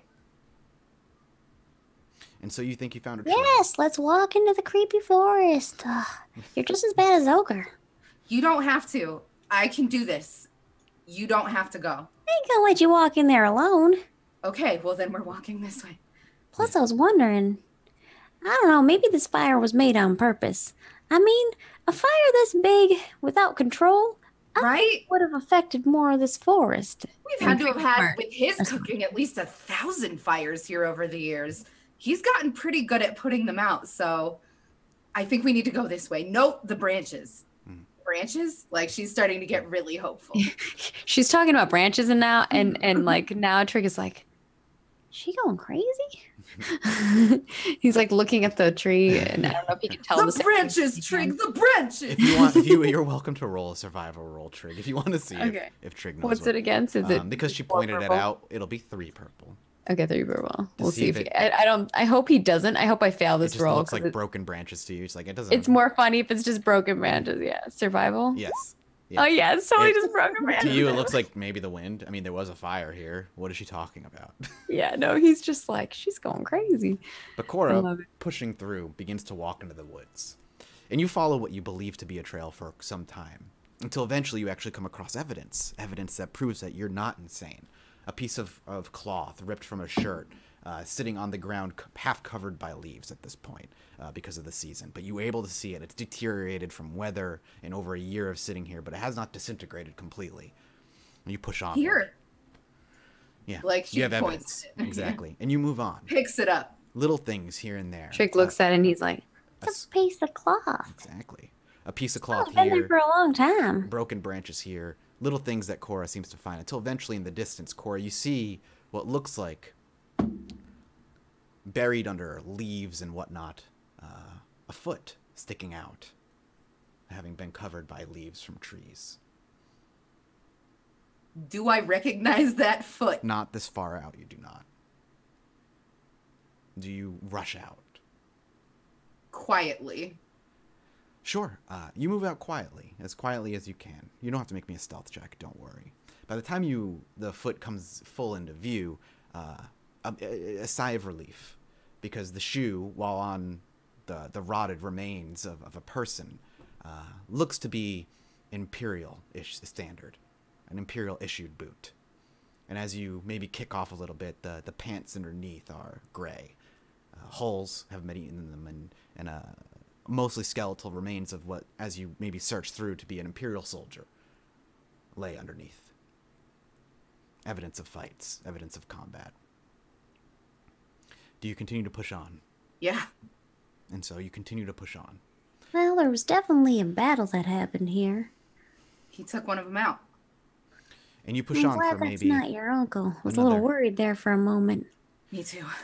for another hour or so. You push onward. And then another figure. This one sitting up against a tree, clutching something in one hand and a pistol in the other. As Cora gets closer, it becomes increasingly obvious that those clothes belong to her uncle. And he lean against a tree, mostly decayed and rotted. Okay. Oh boy.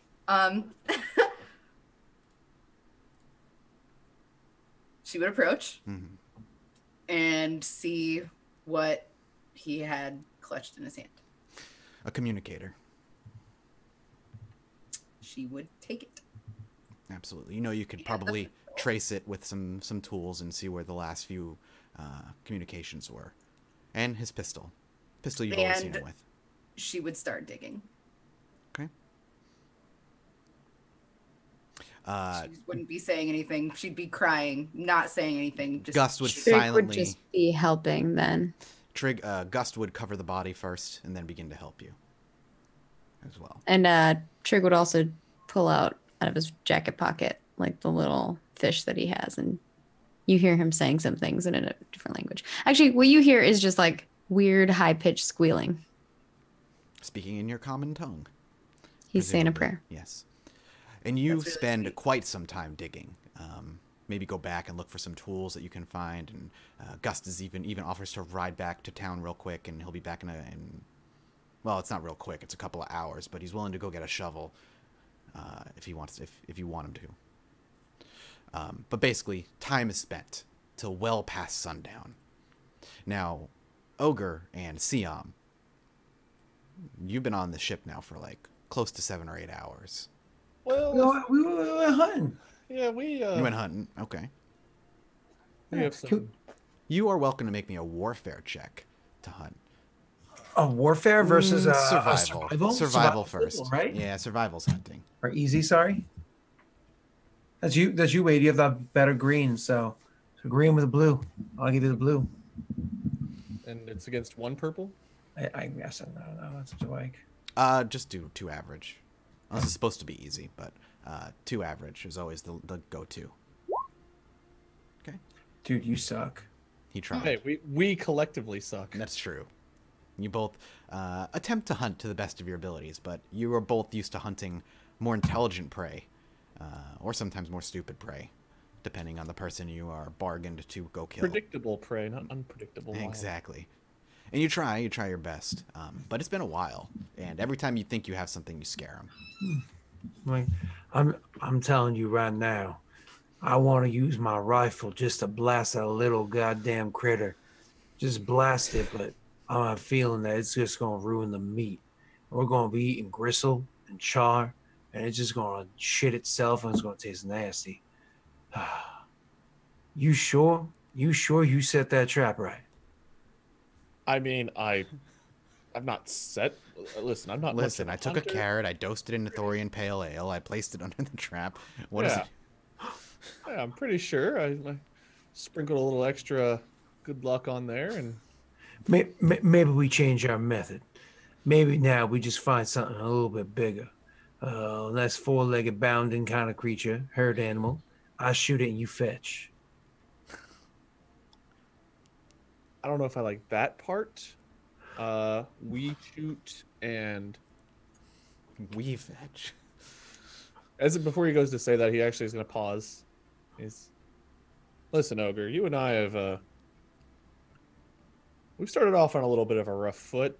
I've given you shit, you've given me shit, nothing serious or anything, but about our companion that we lost, but two, one of which, he and I used to go at it a lot too, till close to the end. We were just starting to kind of get along whenever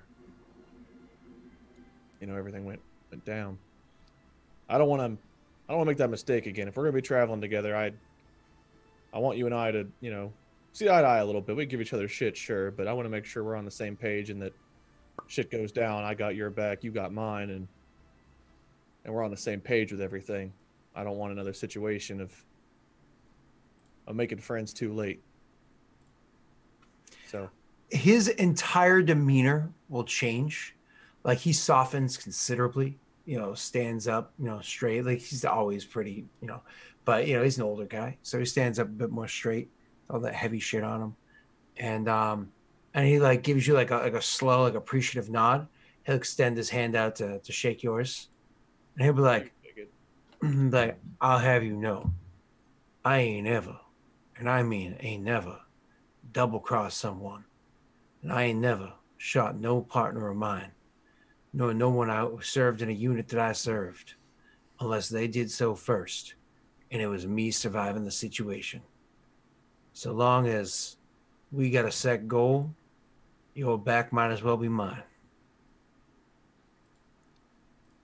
that's good enough for me. Just want to make sure I cleared the air a little bit. You shoot, I'll fetch this time. Nah, it's all right. I see your legs. They buckle underneath this. Oh, you see that thing over there? And I like kind of crouch down and. Sion looks at his legs, then quickly All right, Mike, what are you doing? Well, actually, what we can do, as I say, you guys are left alone for like 8 hours. Other than hunting, do you guys do anything? Do you care? Just wait it out. We just had an explosive RP moment, Mike. I know. How dare you downgrade No, it that? was Was I'm offended. We should just go to break. All right, we're going to break. We'll be back in a few minutes, guys. What about our four-legged hunt? No. we'll worry about that next time. We'll be right back. Don't go anywhere. Wait. I have to go.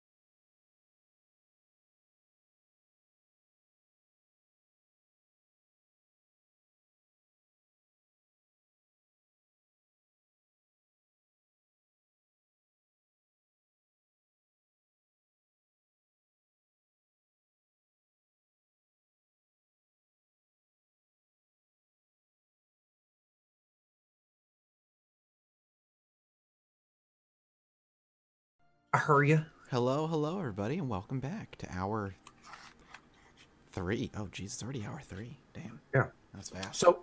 So I would like to take my 3 advantages and use those as a means to get bonus on my next survival check, so that we can roll this one more time against this time bigger game with 2 blues and 3 greens instead. Okay. I'll allow you to use my advantages that way. Well, they're ours. I'm just saying, you use the word my. It's a team effort here.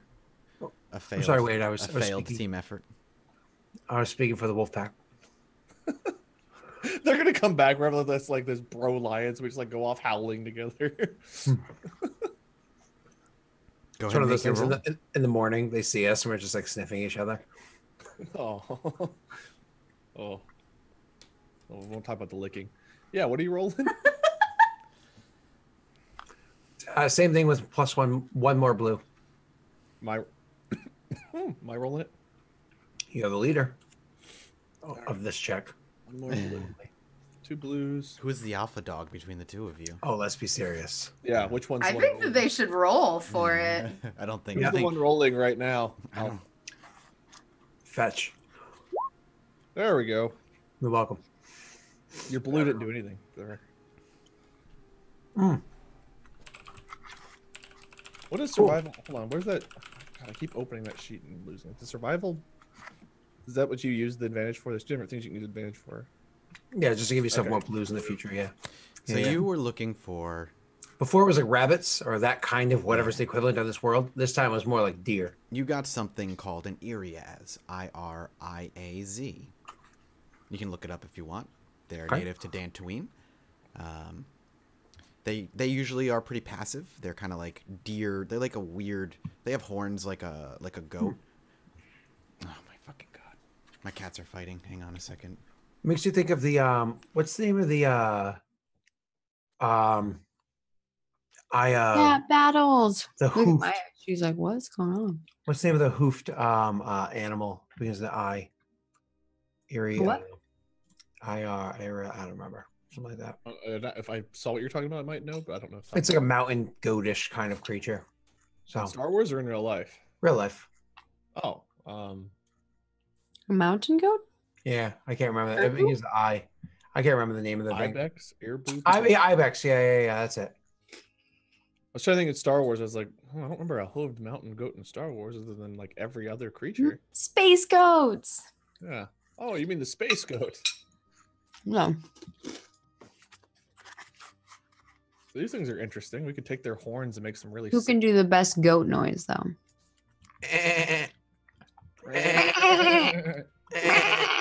All right, Doxy, it's on you next. Ibex. Those make some pretty crazy noise. Sometimes they're like, "Whoa!"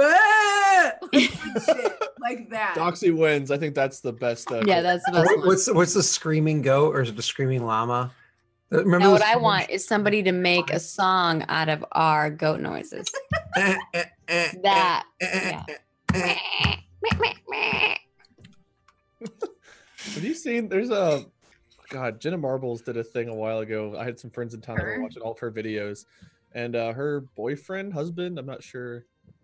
Julian, her Julian, Julian, Her boyfriend. I messing know with way one of too those, much like- about vloggers. It's bad.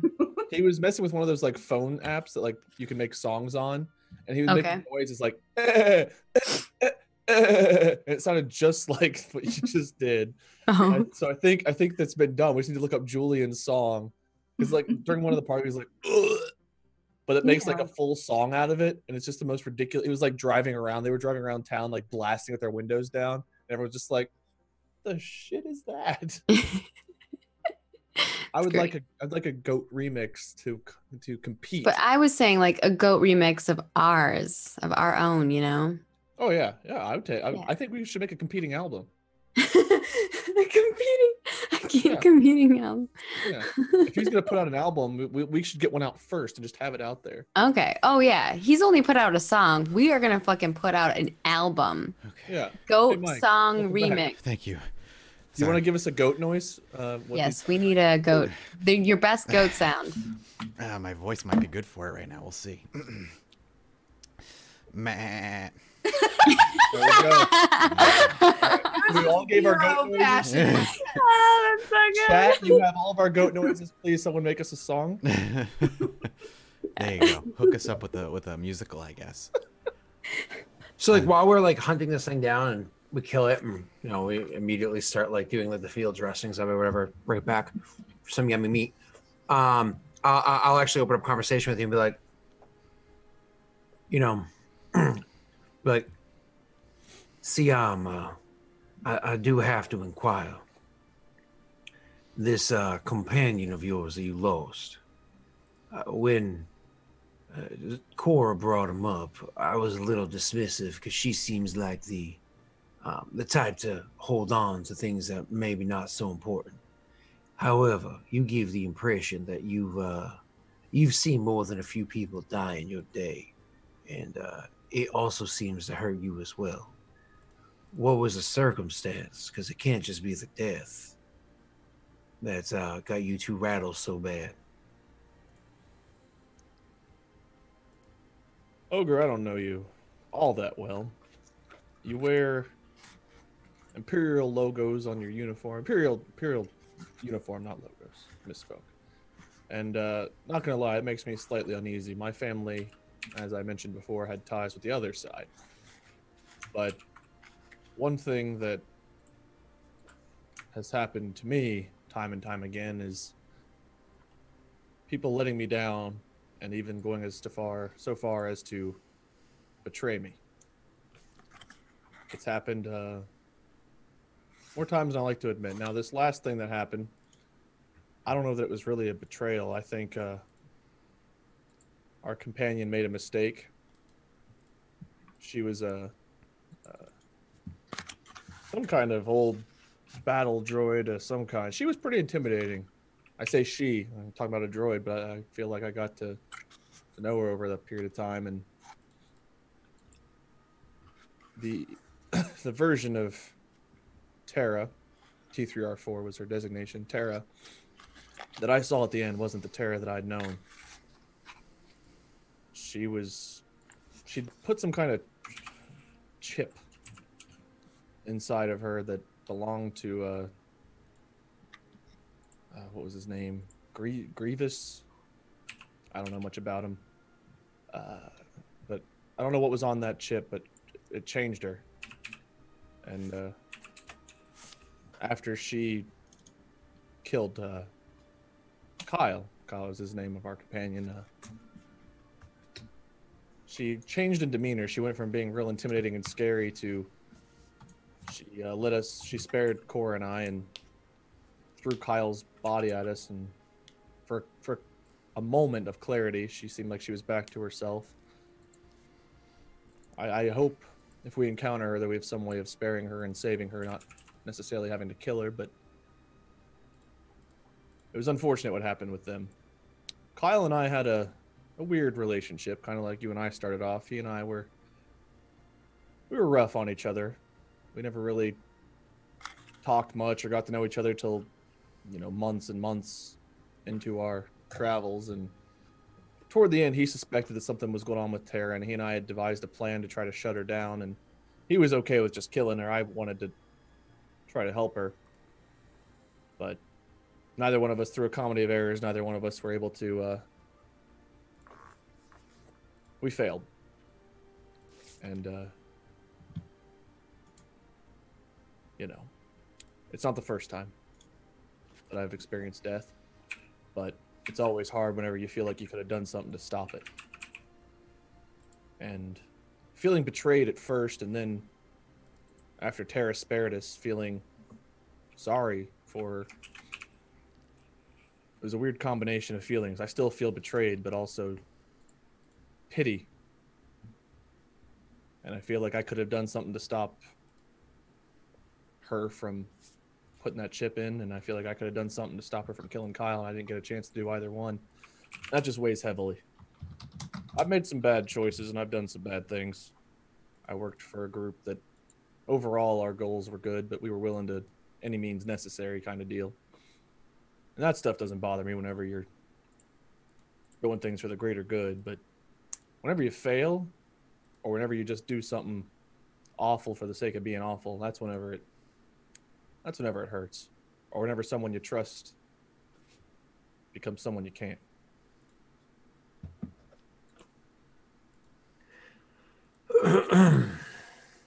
I suppose I got one question.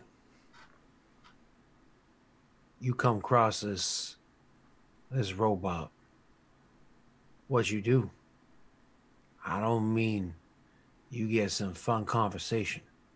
I mean you see it. 200 meters out in your scope. You see it walking along and it don't know you're there. What do you do then?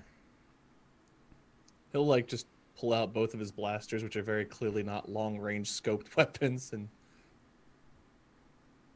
guess I wonder where my guns went. And he'll like spin them, put them away. I don't know. If I need to pull the trigger on Terra, I will. If someone's life's threatened, if our companion's life's threatened, your life's threatened, Cora's, I pull that trigger right away. But if we have a chance to knock her out, stun her,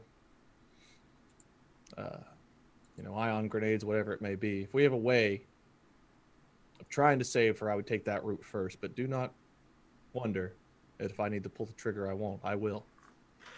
I'm going to give you a bit of advice.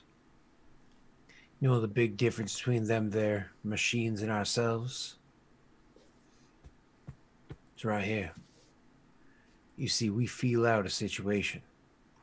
We calculate, make a decision based off of the emotions we have at the moment. What feels right?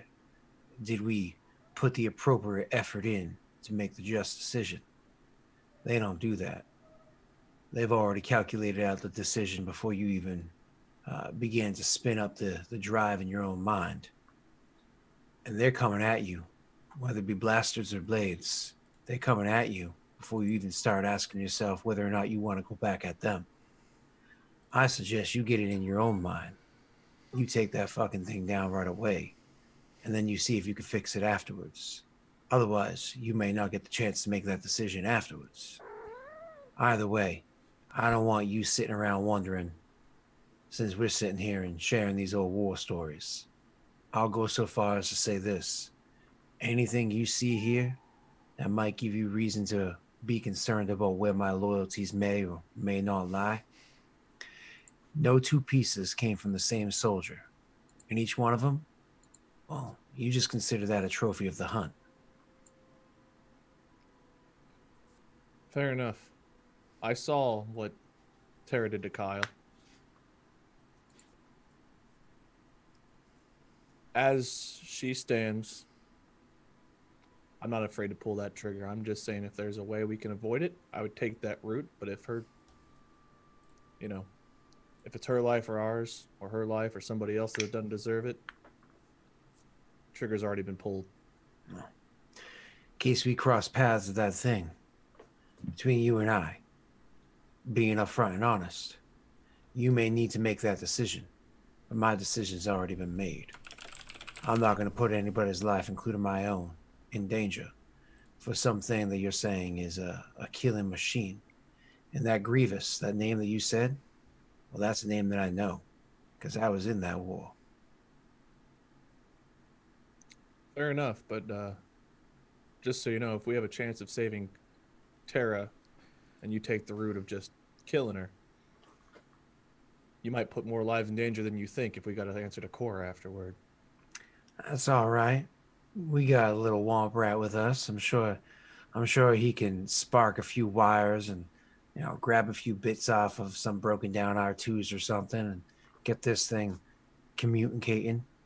Even if the womp rat's not very good with droids in general, we can keep it so its memory don't get completely wiped.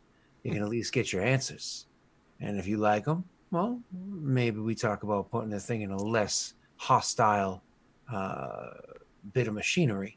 And if you don't, well, and that's why I'll take my rifle that we just use, and I'll actually flip it over and tap the underbarrel that I have to it, which is my ion blasting underbarrel. Say, we just finished the job. Fair enough, but again, it's not me you're going to have to answer to. I appreciate and understand whenever you got to get the job done. but I'm slowly learning that life can be a bit more complicated than that. Absolutely. Which is why I completely understand you needing to have your conversation. And I respect that. And if Ah. conversation can be had, I don't know if a conversation can be had right away. I'm thinking that we have to. It'd probably have to be a trap. I don't listen. Well, if it comes to that, we'll either make a plan if we have time, or else we'll pull the trigger if we don't. well, it comes down to this. If it's my neck, your neck, Trig's or Cora's, those come before some bag of bolts. You and I are both pulling the trigger if it comes down to that. Either way, I believe we're sitting here and walking in circles trying to pick our place of rest. So I say we just pick that now and end this conversation. Now you hand me that there knife so we can finish getting this thing skinned and back to the ship. Sounds good. I've not had fresh meat in a long time. This will be good. All right. And so you guys spend the rest of the day chatting, more or less. Cora, as the sun has been long down now for about a few hours, it's when you put that final scoop of dirt onto a makeshift grave, and the three of you stand around, exhausted, saddened, but the job is done. I just don't say anything, and like, I feel like they're on either side of me. I would just gently put my dirty ass hands on their shoulders, and then point back towards the speeder and start walking. Gust wordlessly follows, of course. Trig's not so wordless as always. Mm-hmm. I guess his, thing is, Cora, Yeah, Trig. I'm sorry. Thank you. Me too, for what it's worth. Did not expect you to have to dig a grave today. Thank you for your help. Where I'm from, we don't really dig holes. It's kind of strange.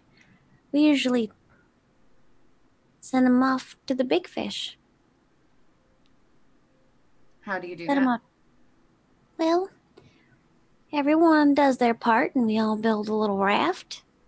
And we put the body on the raft, and, well, everyone gives an offering and leaves a little piece of them with them. And we send them off. That sounds really beautiful. Unfortunately, I can't let certain people know that I was here.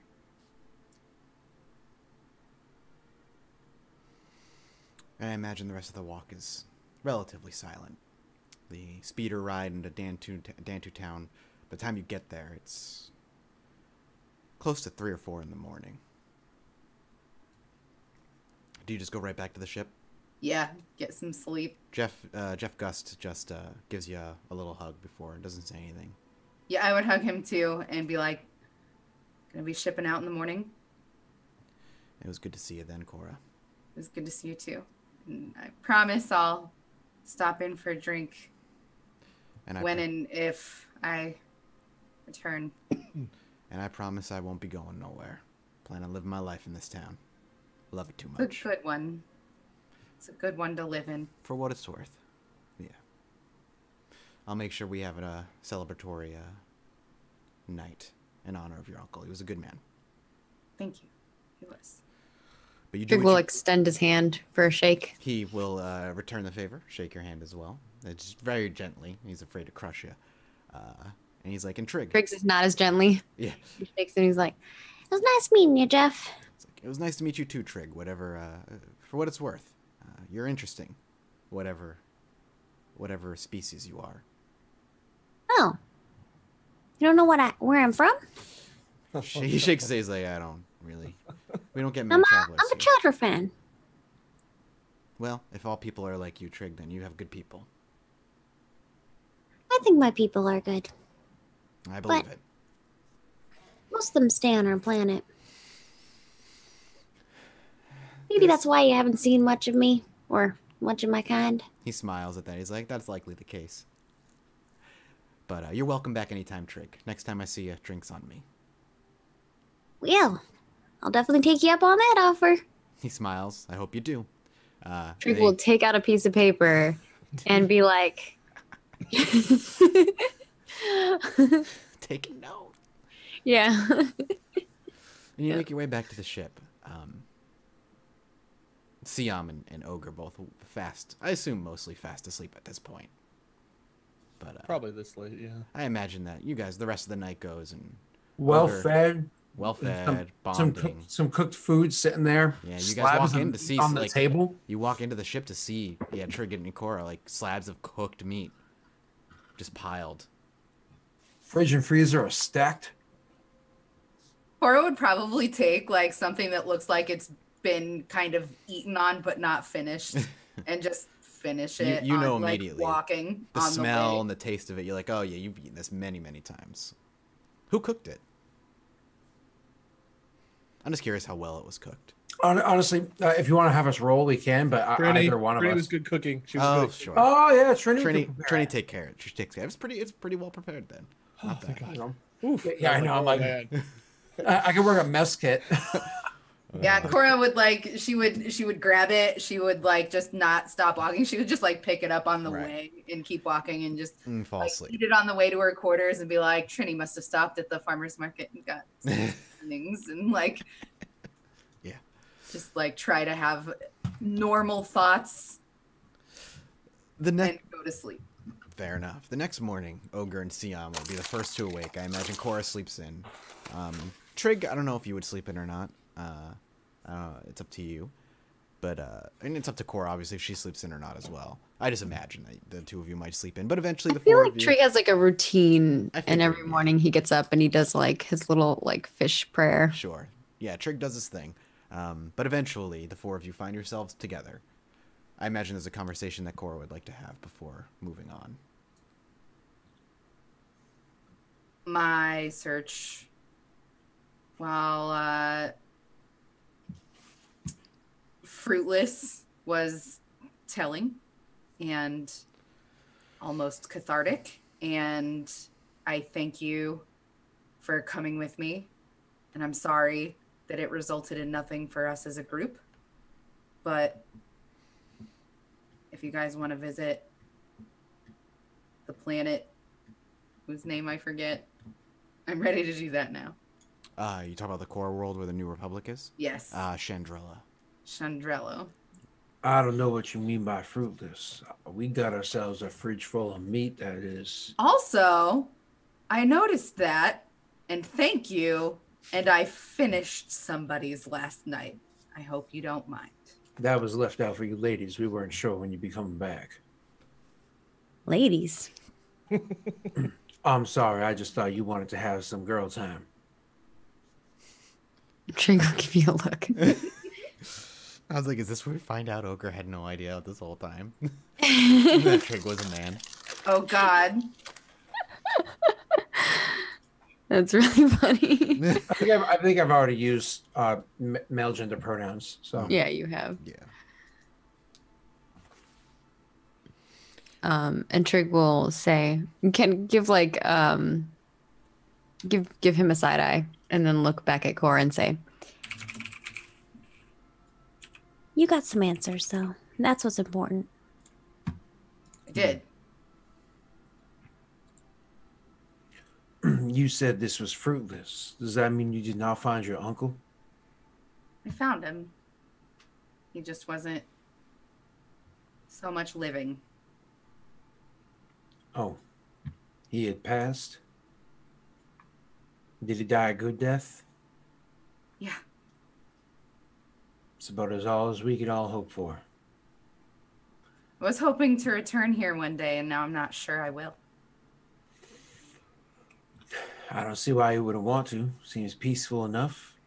You got some clean air. You got some good meat. You got people that actually know how to smile. Places like that are far and few between in the galaxy. Besides, you're actually welcome here. Some of us, we just keep on plugging. I've grown accustomed to ship living anyhow. That's right.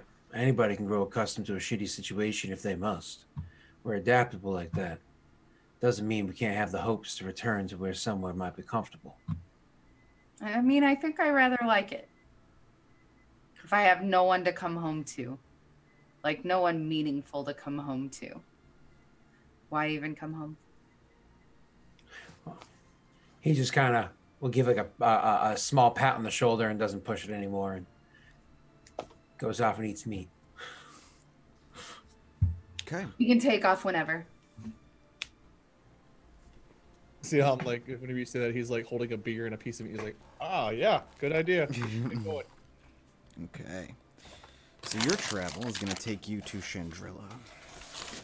What do I need to do for astigation? It should just be against 2 since it's a core world. It's gonna it should just be on 1. It's a core world along a main route. Not very difficult to get to. I just want to double check where it is. So, Mike, we're in 1780 right That now. is a nice roll. Yeah, it is. Hot Oh damn. yeah, you do fine. 17 ABY. Continue, Scott. I was just asking. We're in 17 I ABY think right so. now. I think that's what we talked about. Yeah. Or Started 16 in, like before in a 14 year. or 15, I think, or it's been like 2 years. Oh, it's in 2 years, so it'll be 18 then, because you 18. started at 16, I There think. you go. There we go, 18. Okay, that's 18 AB1. There we go. Oh.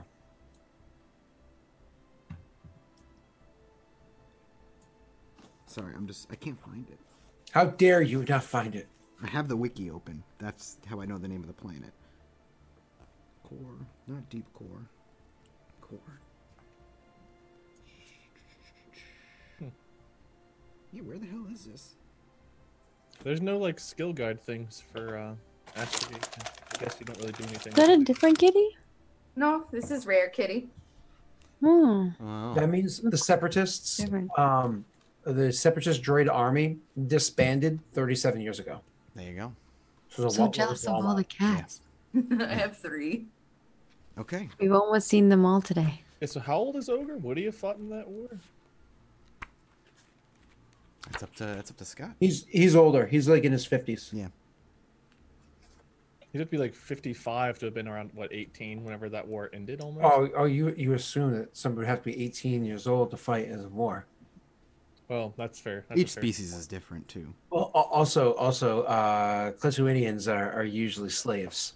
So Also true. Also very, very true. That's Okay. fair.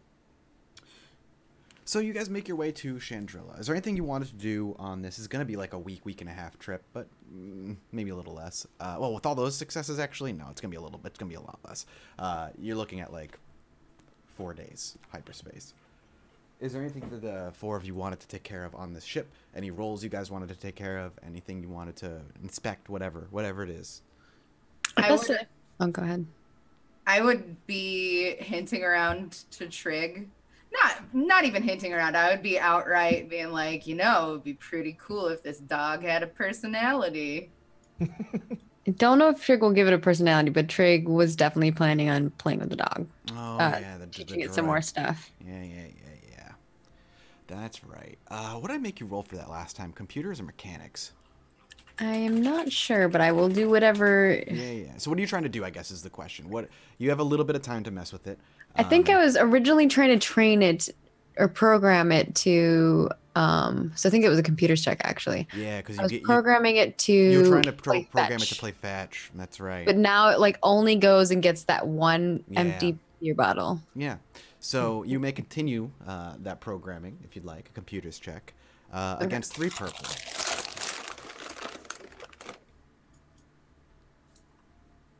All right, and this is gonna be a computer's check. All right, Yeah. here we go. Ooh, Beautiful. That's That's a great beautiful. roll. So it takes you the rest of the trip, about 4 days, but you're able to eventually crack the code on this thing, at least for this aspect. And you're able to break it from playing fetch with 1 can, and are able to represent the nuance of what fetch is. Like every time it says fetch this, it reacquires a target. You throw the target, it brings it back, and then whenever the words are fetch this, it will reacquire whatever target is being held in front of it. And that's how it works. Pretty easy Okay. enough. so I'm gonna go get Cora once. Sure. I don't know what she's doing. Like lounging around somewhere, honestly. He She sees you lounging and he's like, he probably scares the crap out of you because he's small. So he like, actually no, You might hear him. It depends on if you're paying attention or not. But you just hear like the pitter patter of his feet kind of booking it. He's like, Cora! Yeah. I figured it out. Come on, come on, come on, come on, come on, come on. And like he starts running. He just like runs back to the engineering bay. She would get real excited. She probably had like a dog growing up and stuff, or like a pet of some kind, some Star Wars answer for dog, and would follow you, and like this would make her really excited. All right, and then once everyone's in the room, he's like, All right, watch this. So, how I got the programming to work is you say fetch, hold up the item, and say this. Watch. Hey, fetch It looks this. up. and he's holding the can, and he like rolls the can on the ground. And it follows it with like laser precision. As it rolls by, it starts walking after it. Eventually, as the can bops up against the wall, it walks over, picks it up, reacquires, turns to you, and begins to walk back over. And then he's like, and when he gets it again, he's like, all right, give me something else. He like holds out his hand towards Cora. I toss something to you really quickly. You catch it? Okay, yeah, I catch it, and I'm There's like, a grenade. no, not something else, and he puts that in his pocket. But I'm like, come on, it's that one. Nope, still not willing to do it. He holds his hand out. You grab an ion grenade? Yeah. Cora would run to the kitchen and grab some of the bones from the meat because that's hilarious. So Okay, you get a nice femur. That's gonna come be back so with it. messy. and I'm like, All right, it's kind of sticky. fetch this, and then he's gonna check it And down the much hallway. like with the can, it follows it and like up down, and immediately starts going after it, picks the bone up, wheels around, and starts bringing it back. And then he hands Will it he to. only do this for you? He takes it back, and he's like, "Nope, he'll do it for anybody. Here you go." He hands you the bone. All right, she takes the bone and she's like, you can see that she's really, really stoked about this. And she goes, Nabu, and like she's like still trying to interact with it like it's a real dog. And like it's like, good boy, fetch this, and throws the bone. Does same thing, follows, walks over, picks it up, walks back, drops it. She pets it. She pets the dog. It goes to patrol. Literally, once you drop it down, it waits a few moments to see if there's another command. If there is not, it then begins to patrol the ship. That makes sense. Does it respond when you say Nabu? No, I haven't programmed it for that. Okay. not yet. One thing at a time. Okay. Trig is basically step by step programming a dog-like personality into a military bot. Yeah. Like season 4, she'd be Faster. leaking oil on the walls. To be fair, though, she has a really good sample model to program it after. You know, Siam is wonderful subject. Yeah, I was thinking it was gonna be more like Ogre. Oh no, Ogre's not the one you want to model after. He's kind of a dick. Well, exactly. He's to himself. Trick, would this be a lot faster and easier if we lost the restraining bolt? Are you asking him that in character? I mean, depends on what you're going for. I wouldn't do that though. But as much as you want to train that to be more like a pet, that's a security droid. It looks like a dog, and I want a dog. Well, we can program it to do more things like that. And actually, the fetch thing is kind of useful for other stuff. I've been getting it to do all kinds of things. Now I just need to program it to recognize certain items. So if I say, like, fetch a wrench, it can go find me a specific wrench. Maybe I need to have different subtypes of the main type of item. Even if it's fake, can you make it fake that it likes me? I mean, I could program you to be its owner if you want. That's easy. Most droids have an owner. Do any droids have 2 owners? Or 4 owners? Well, the droid does technically fall under your command because you are the captain of the ship. Mhm. It takes orders from you. It just doesn't do fun dog-like things. Right. So It definitely already sees you as its owner. Actually, let me just look it up. And he goes and looks in the program. He's like, actually, you're already looks like it's already taking orders from you. So I guess in a way, probably take orders from the rest of you too. well, it should. If anyone asks it to fetch it, we'll definitely do it. Okay. Did you want to mess with on this trip before we get to Chandrilla? The last thing, just to poke you and remind you, Doxy, the communicator. The communicator, yeah. Yeah.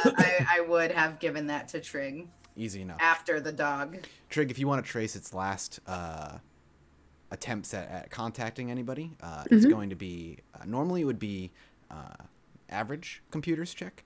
However, because it's been sitting in the weather for over a year outside, it is going to be 1 red and 2 purples instead. You're the best at computers I've ever seen.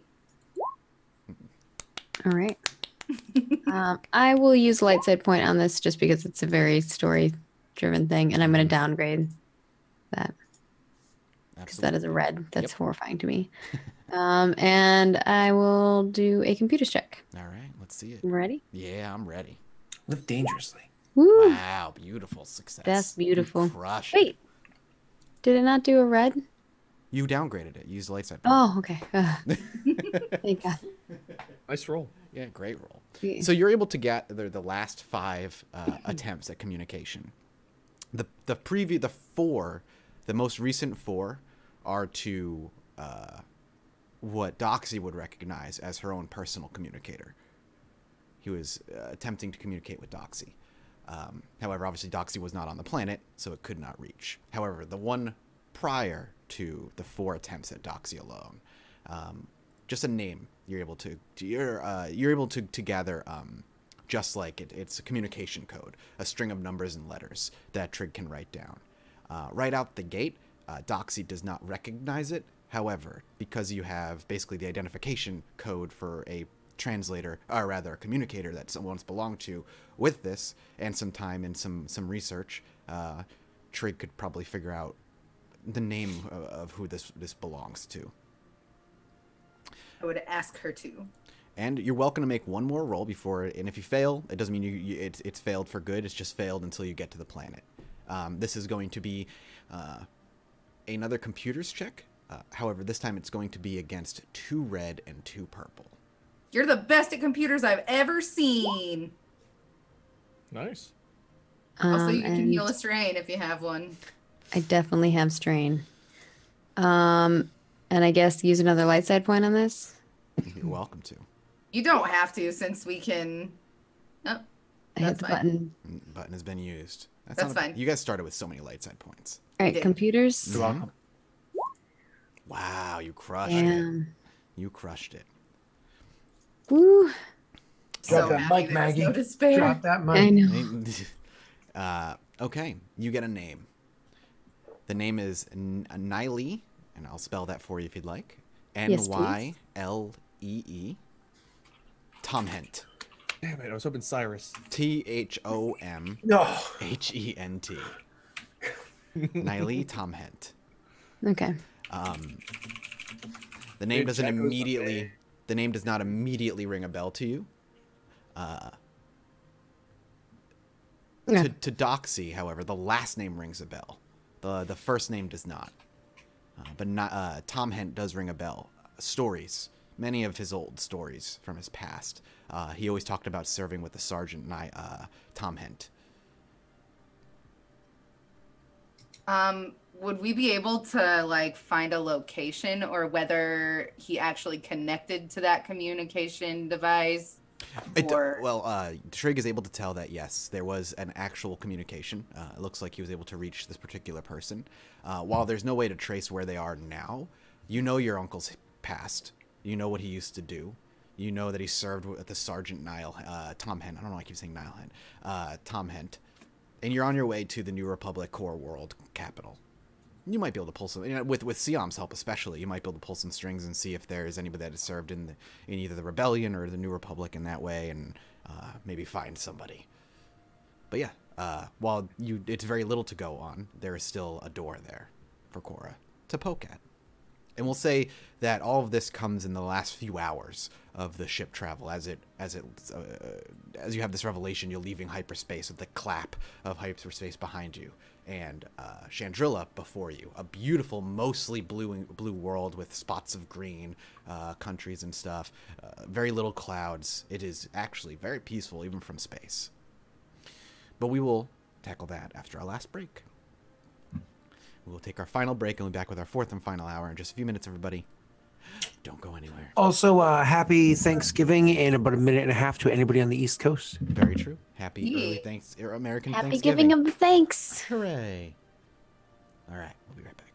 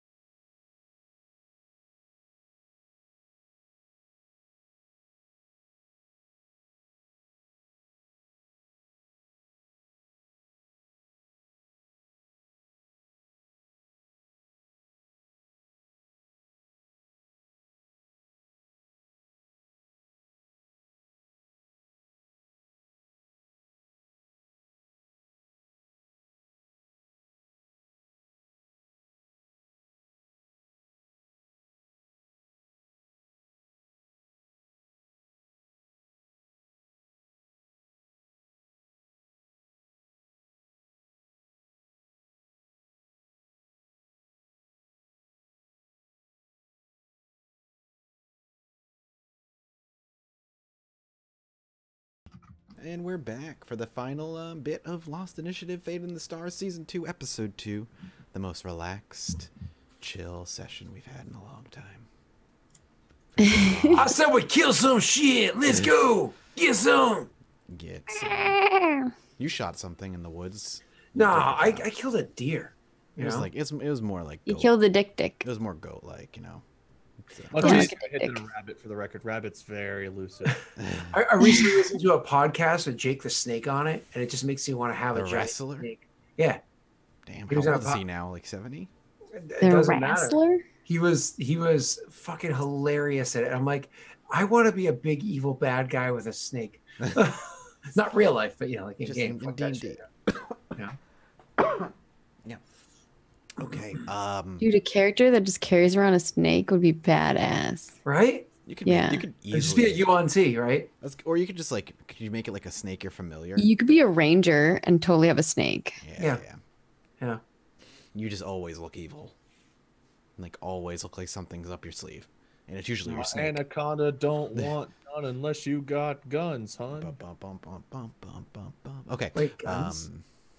That's why it would bite. Stop you from shooting. I don't know. Oh, okay. Or, or guns, welcome to the gun show. I don't have guns, so let's go.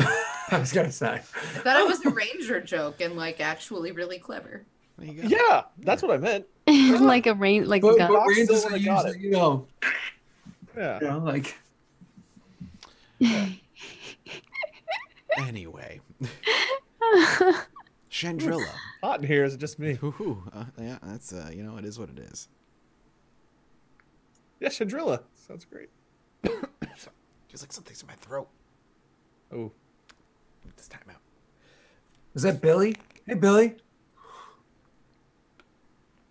Billy's not here, Mrs. Torrance. Okay, we're good. We're good. Oh, Danny, Billy. Okay. Red Rob. That's Red creepy. Red Rom. Man, I haven't seen the Shining stuff in forever. Molly's never seen. She read the book, but she's never seen the movie. I've never seen The Shining either. Dude, you need to see it. Mike, Well, Mike, it might not be as good now, but I feel like it's I- one of if I kidnapped you for a month straight and you watched movies with me for 20 hours every day for that month, I still would not catch you up on the sad things that you haven't seen yet. It's very true. It's very true. Hot take: The Shining is kind of overrated.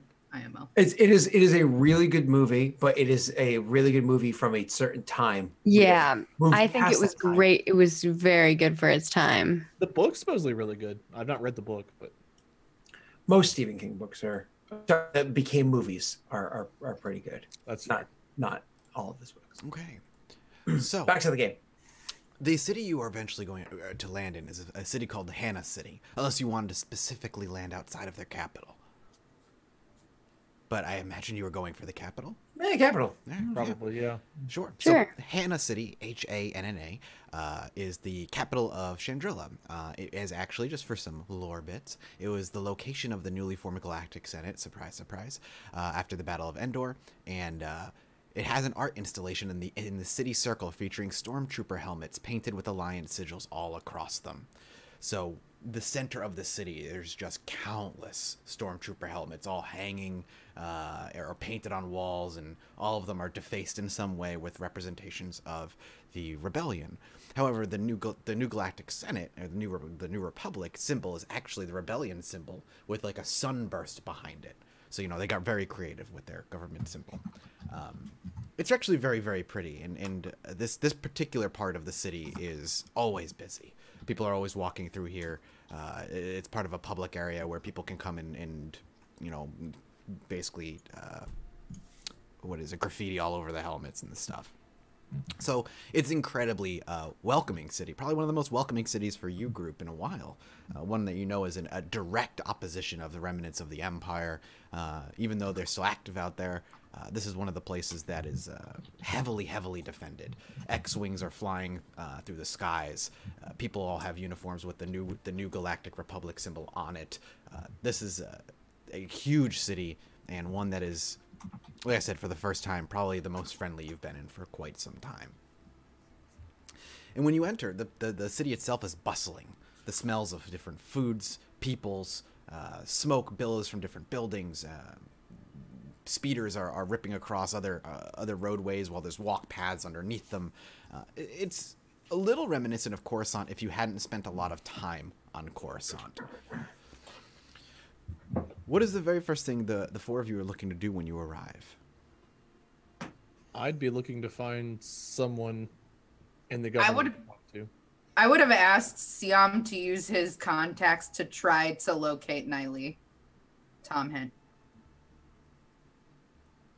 So you guys want to spend time on when you guys sleep? Do you guys get a hotel room? Do you guys spend time on your ship? Because you're going to be spending some time here. This is not going to be a arrive in the city, get something done, leave. This is not my element. It's just not. So for me, it's either going to be pretty much sticking close to whoever would find my presence helpful, or staying on the ship, just because I feel like once or twice of leaving it or spending even an hour off the ship, I'd be like, everything is in my way. I just want to go back to the ship where they're not in my way. You know, it's like Cora likes the ship too, so she would probably stay in. Immediately, Siam would look to find someone to talk to, both to help Cora and maybe also to point him in the right direction of who to speak to about like looking for work and also touting like, hey, my dad was, you know. I would totally go along with you if you think my going there wouldn't be a hindrance. Mind you, my character wouldn't leave the ship without his equipment. I think in Siam's mind, he's offering help, having more people, especially since Ogre looks the part of grizzled veteran, looking the part of like someone who's able-bodied and willing to help would help the cause. And also, I think he was thinking like, if we're coming here with this history of like, yeah, my dad's one of the Bothans that died, blowing up your fucking Death Star. So maybe the least you guys could do is give us a hotel and a job. Okay. Cora would definitely accompany you and try to charm people. Yeah. So that's the first thing he's going to do is try to establish with somebody like, this is my daddy. We want to help. And once they're like, oh my God, yeah, you, sure, yeah, of course. And then he'd be like, and also now that we're on like good terms, we need to find Niley Cyrus. Mm-hmm. So. And what about Trig? What does Trig want to do? Trig will probably doesn't rent out a place. Will probably just stay in the engineering room. Like he has like a pile of stuff that looks like just a bunch of pile of junk, but he's like, it's his bed. Like he's basically built himself a bed. And I think for him, he'd probably definitely go with, I think his main thing is going to be to find a job, because that's like definitely always something that he's doing. He's going to send back some money home. Okay. If he can. I don't know if this is a big enough town for that. And then also, if there's a junkyard or something like that, he'd probably go visit one of those. All right. Well, this is going to be, like I said, you guys are going to be here on Chandrilla for some time. This is not something Siam can just walk off the ship, get his communicator, radio somebody, be like, my dad was a soldier, and get a room that night. This is not going to go that way. So I imagine in the time that Siam needs to even establish something, does Siam spend time on the ship, or does he grab himself a little room? I think until he's comfortable in the surroundings and has found someone to talk to, he'll stay on the ship. Okay. Easy enough.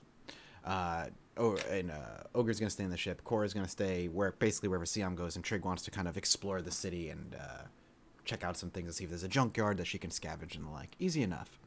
So the first thing that we're going to do here is Siam. So Siam, you want to reach out specifically to the government, I guess, is now, because the rebellion is no longer, this ragtag group of spies and mercs doing whatever it is good. They are an actual functioning government. This is all new to him. This is an actual functioning government now. So putting in requests is there's steps. There's a process. If you want to get a meeting with somebody, or if you want to put in for a meeting with somebody, this is something you have to go through a process of. And I imagine you're just looking to meet with a member of government to just get someone the ball high up who would have knowledge of the name Dakesh. So I'm gonna have you make a roll. The roll I'm gonna have you make. There's no.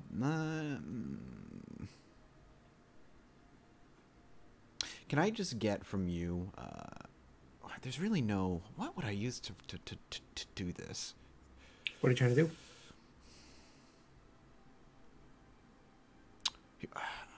Whatever it is, I won't be good at. I can just roll 2 greens if you want, because it's not going to be any of the skills I'm good at. Just make a lightsaber check. Yeah, can make me a lightsaber check. Okay, please? can I make an agility-based lightsaber?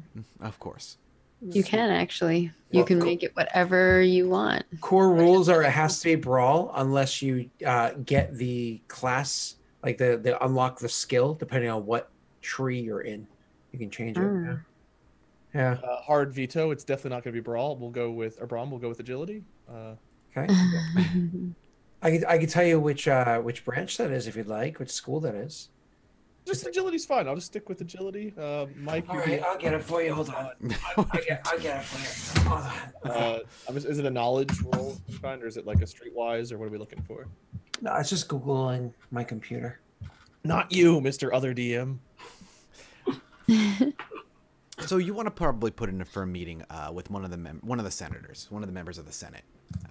Much like the old Republic from before, they operate off of a bunch of senators. Not nearly as big as it once was, because not all the planets are back under the same government. Some have claimed independence, others still align themselves with the remnants of the Empire, but there is still a large Senate presence here.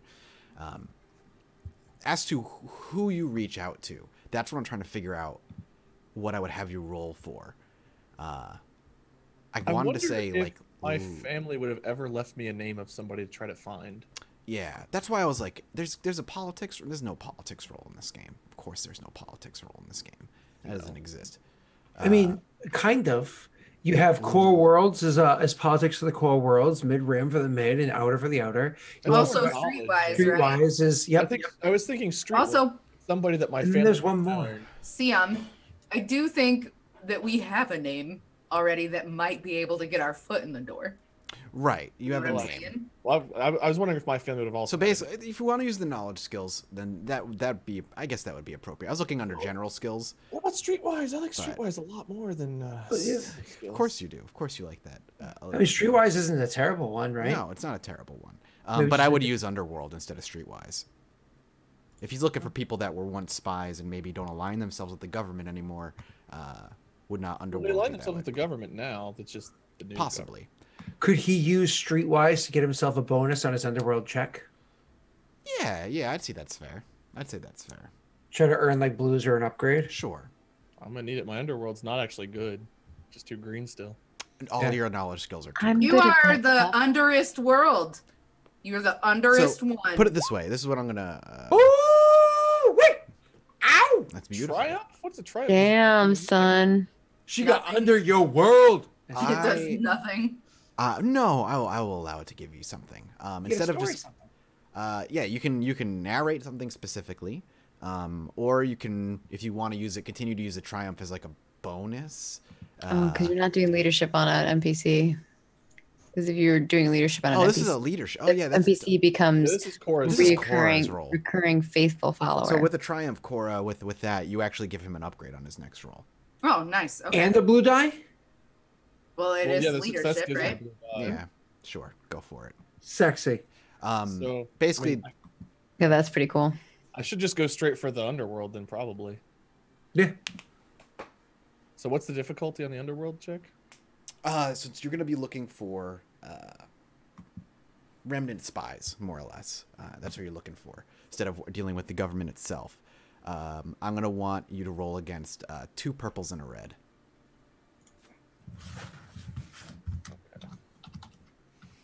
We have 2 light side points. Is this important? We could probably just find this over time, but do you guys think it's worth using one for this? So it only leaves us with 1.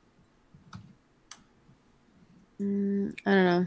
Up to you entirely, my dude. Yeah, I think it's up to you. It's not a huge deal. So. I'm going to use one just to downgrade that red to prevent a despair. Okay. Because I think it's important both for Cora's story and for what we're trying to accomplish. Being as we have 2 purposes for finding these people. And your story now, too. Well, yeah, that's true too. So I think it's worth it for that. So it's still not a great roll for me, but it's better than it was. Let's take a see how it goes. Waboomy, nothing, but no despair. No despair. You just didn't succeed. I rolled plenty of successes, just Stupid. So milk. each time you make a roll, it's going to represent about a week's worth of time. Okay. Going out, reaching out, that kind of thing. The next roll is going to be, if you make an underworld roll, it's going to be a little bit harder. If you decide to go with a core worlds roll, it'll remain the same difficulty that a core worlds roll would have been if you had made it. So if you're going to go and make an underworld roll, you're going to add an additional purple to that. So it would be 1 red, 3 purple. If I'm looking for people who were spies and are maybe Mhm. not still in the ring, Mm-hmm. couldn't I use Streetwise to try to find somebody who knows somebody? You can use Streetwise to help yourself out. Okay, what's the difficulty of the Streetwise to find somebody to help me? To basically give yourself a bonus, it'll just be an average roll. Okay, 2 difficulty. Yeah, to give yourself an additional bonus. Wow, There we go. beautiful. I will say that because you rolled a triumph, you can give yourself 1 automatic success on your next roll, on your underworld check. So I'll try Core Worlds because it's the same roll right now. So it's 2 purples and a red. Core Worlds is just going to be straight 3 purples. The underworld specifically is a little bit more hard. Okay, so 3 purples for that. Auto success I'll generate. Well, so I apologize. Maybe I was unclear. Maybe I was misunderstanding. The Streetwise will give you your underworld a bonus. The Streetwise will not help with a Oh. core world, because if you're doing a core worlds roll, you're doing the more going in and talking and setting up an appointment or trying to set up an appointment. Blah blah Gotcha. blah blah blah blah.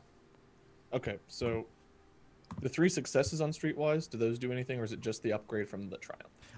Because if you succeeded on your Streetwise check, you were just going to give yourself a blue die. Instead of getting a blue die, you're going to get an auto success. Okay, got it. So what's the difficulty for Underworld then? So Is it's just going to go up by 1. 3 purple and a red instead of 2 purple and a red. All right. That's a rough roll. It is not something that people want to be discovered for. Cora, anything you want to add before I roll this one again? Underest world, man. You're the underest one. If you want to be less discreet, I could come. Never mind. All right, there you go. You get an upgrade. Or, yeah, you get an upgrade. I'm I not said gonna do I that. could come and assist you because I know soldiers. That's true.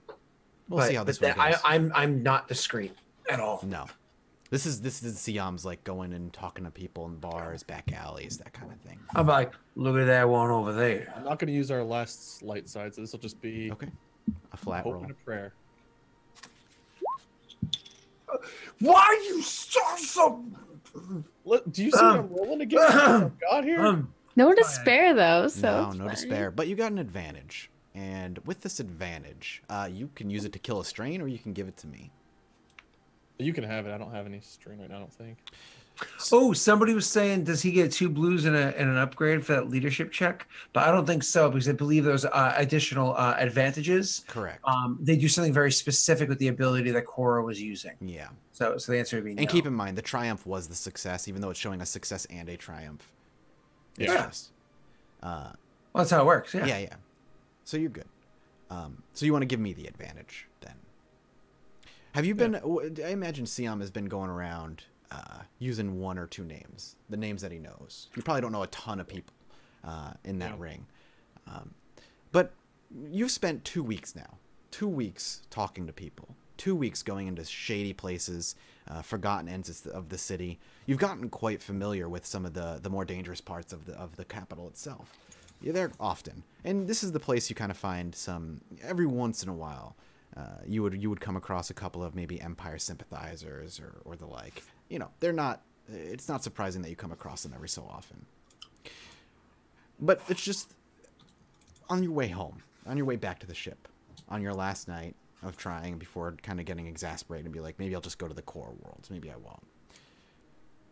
As you're walking home, maybe a little inebriated, not terribly, not actually drunk. But I imagine Siam likes a drink or 2 when he goes and does these things. As you're walking a crowded street, you feel pressure up against your back. It's not violent. It's not like shoving you forward a few someone steps. just jacked your shit. But there is clearly an object being pressed into your lower back. And a female voice whispers very quietly to you. You keep throwing around names you shouldn't be. Desperate times call for desperate measures. That desperate? to be tossing those names out in a capital city? Well, not desperate to get in touch with somebody, but honestly, only one of the names means something to me, and even that is a ghost from the past. Listen to me closely. You do not turn around. You continue to walk forward, and I'm going to ask you questions, and you will answer them. Understood. Yep. What's your name?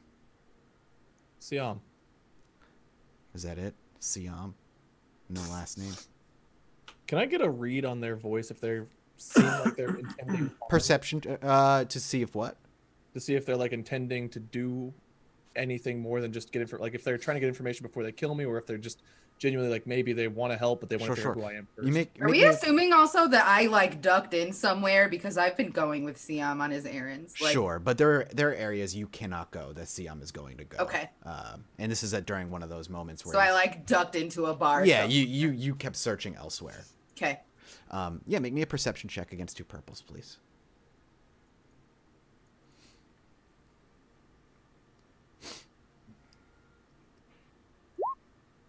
Okay. All right. You can't tell. You're nervous. Glad I've not been rolling much. You can't tell. You're not convinced one way or another. Okay. Is it a separate check to figure out if I think it's actually a gun pressed against me or if it's just, you know? It would also be a perception check. You also may make that roll. Same thing. Difficulty? Yep, exactly. It's that one I get. It's absolutely a pistol. Okay, great. Absolutely a blaster pistol of some sort. So, did you say Dakesh, or did you not answer? When she said, "Is it just Siam?" Also, I get a blue dice on future interactions, I guess, that have to do with this from that triumph. Sure. That's helpful. Yeah, absolutely. I'll say Dakesh. What brings you here?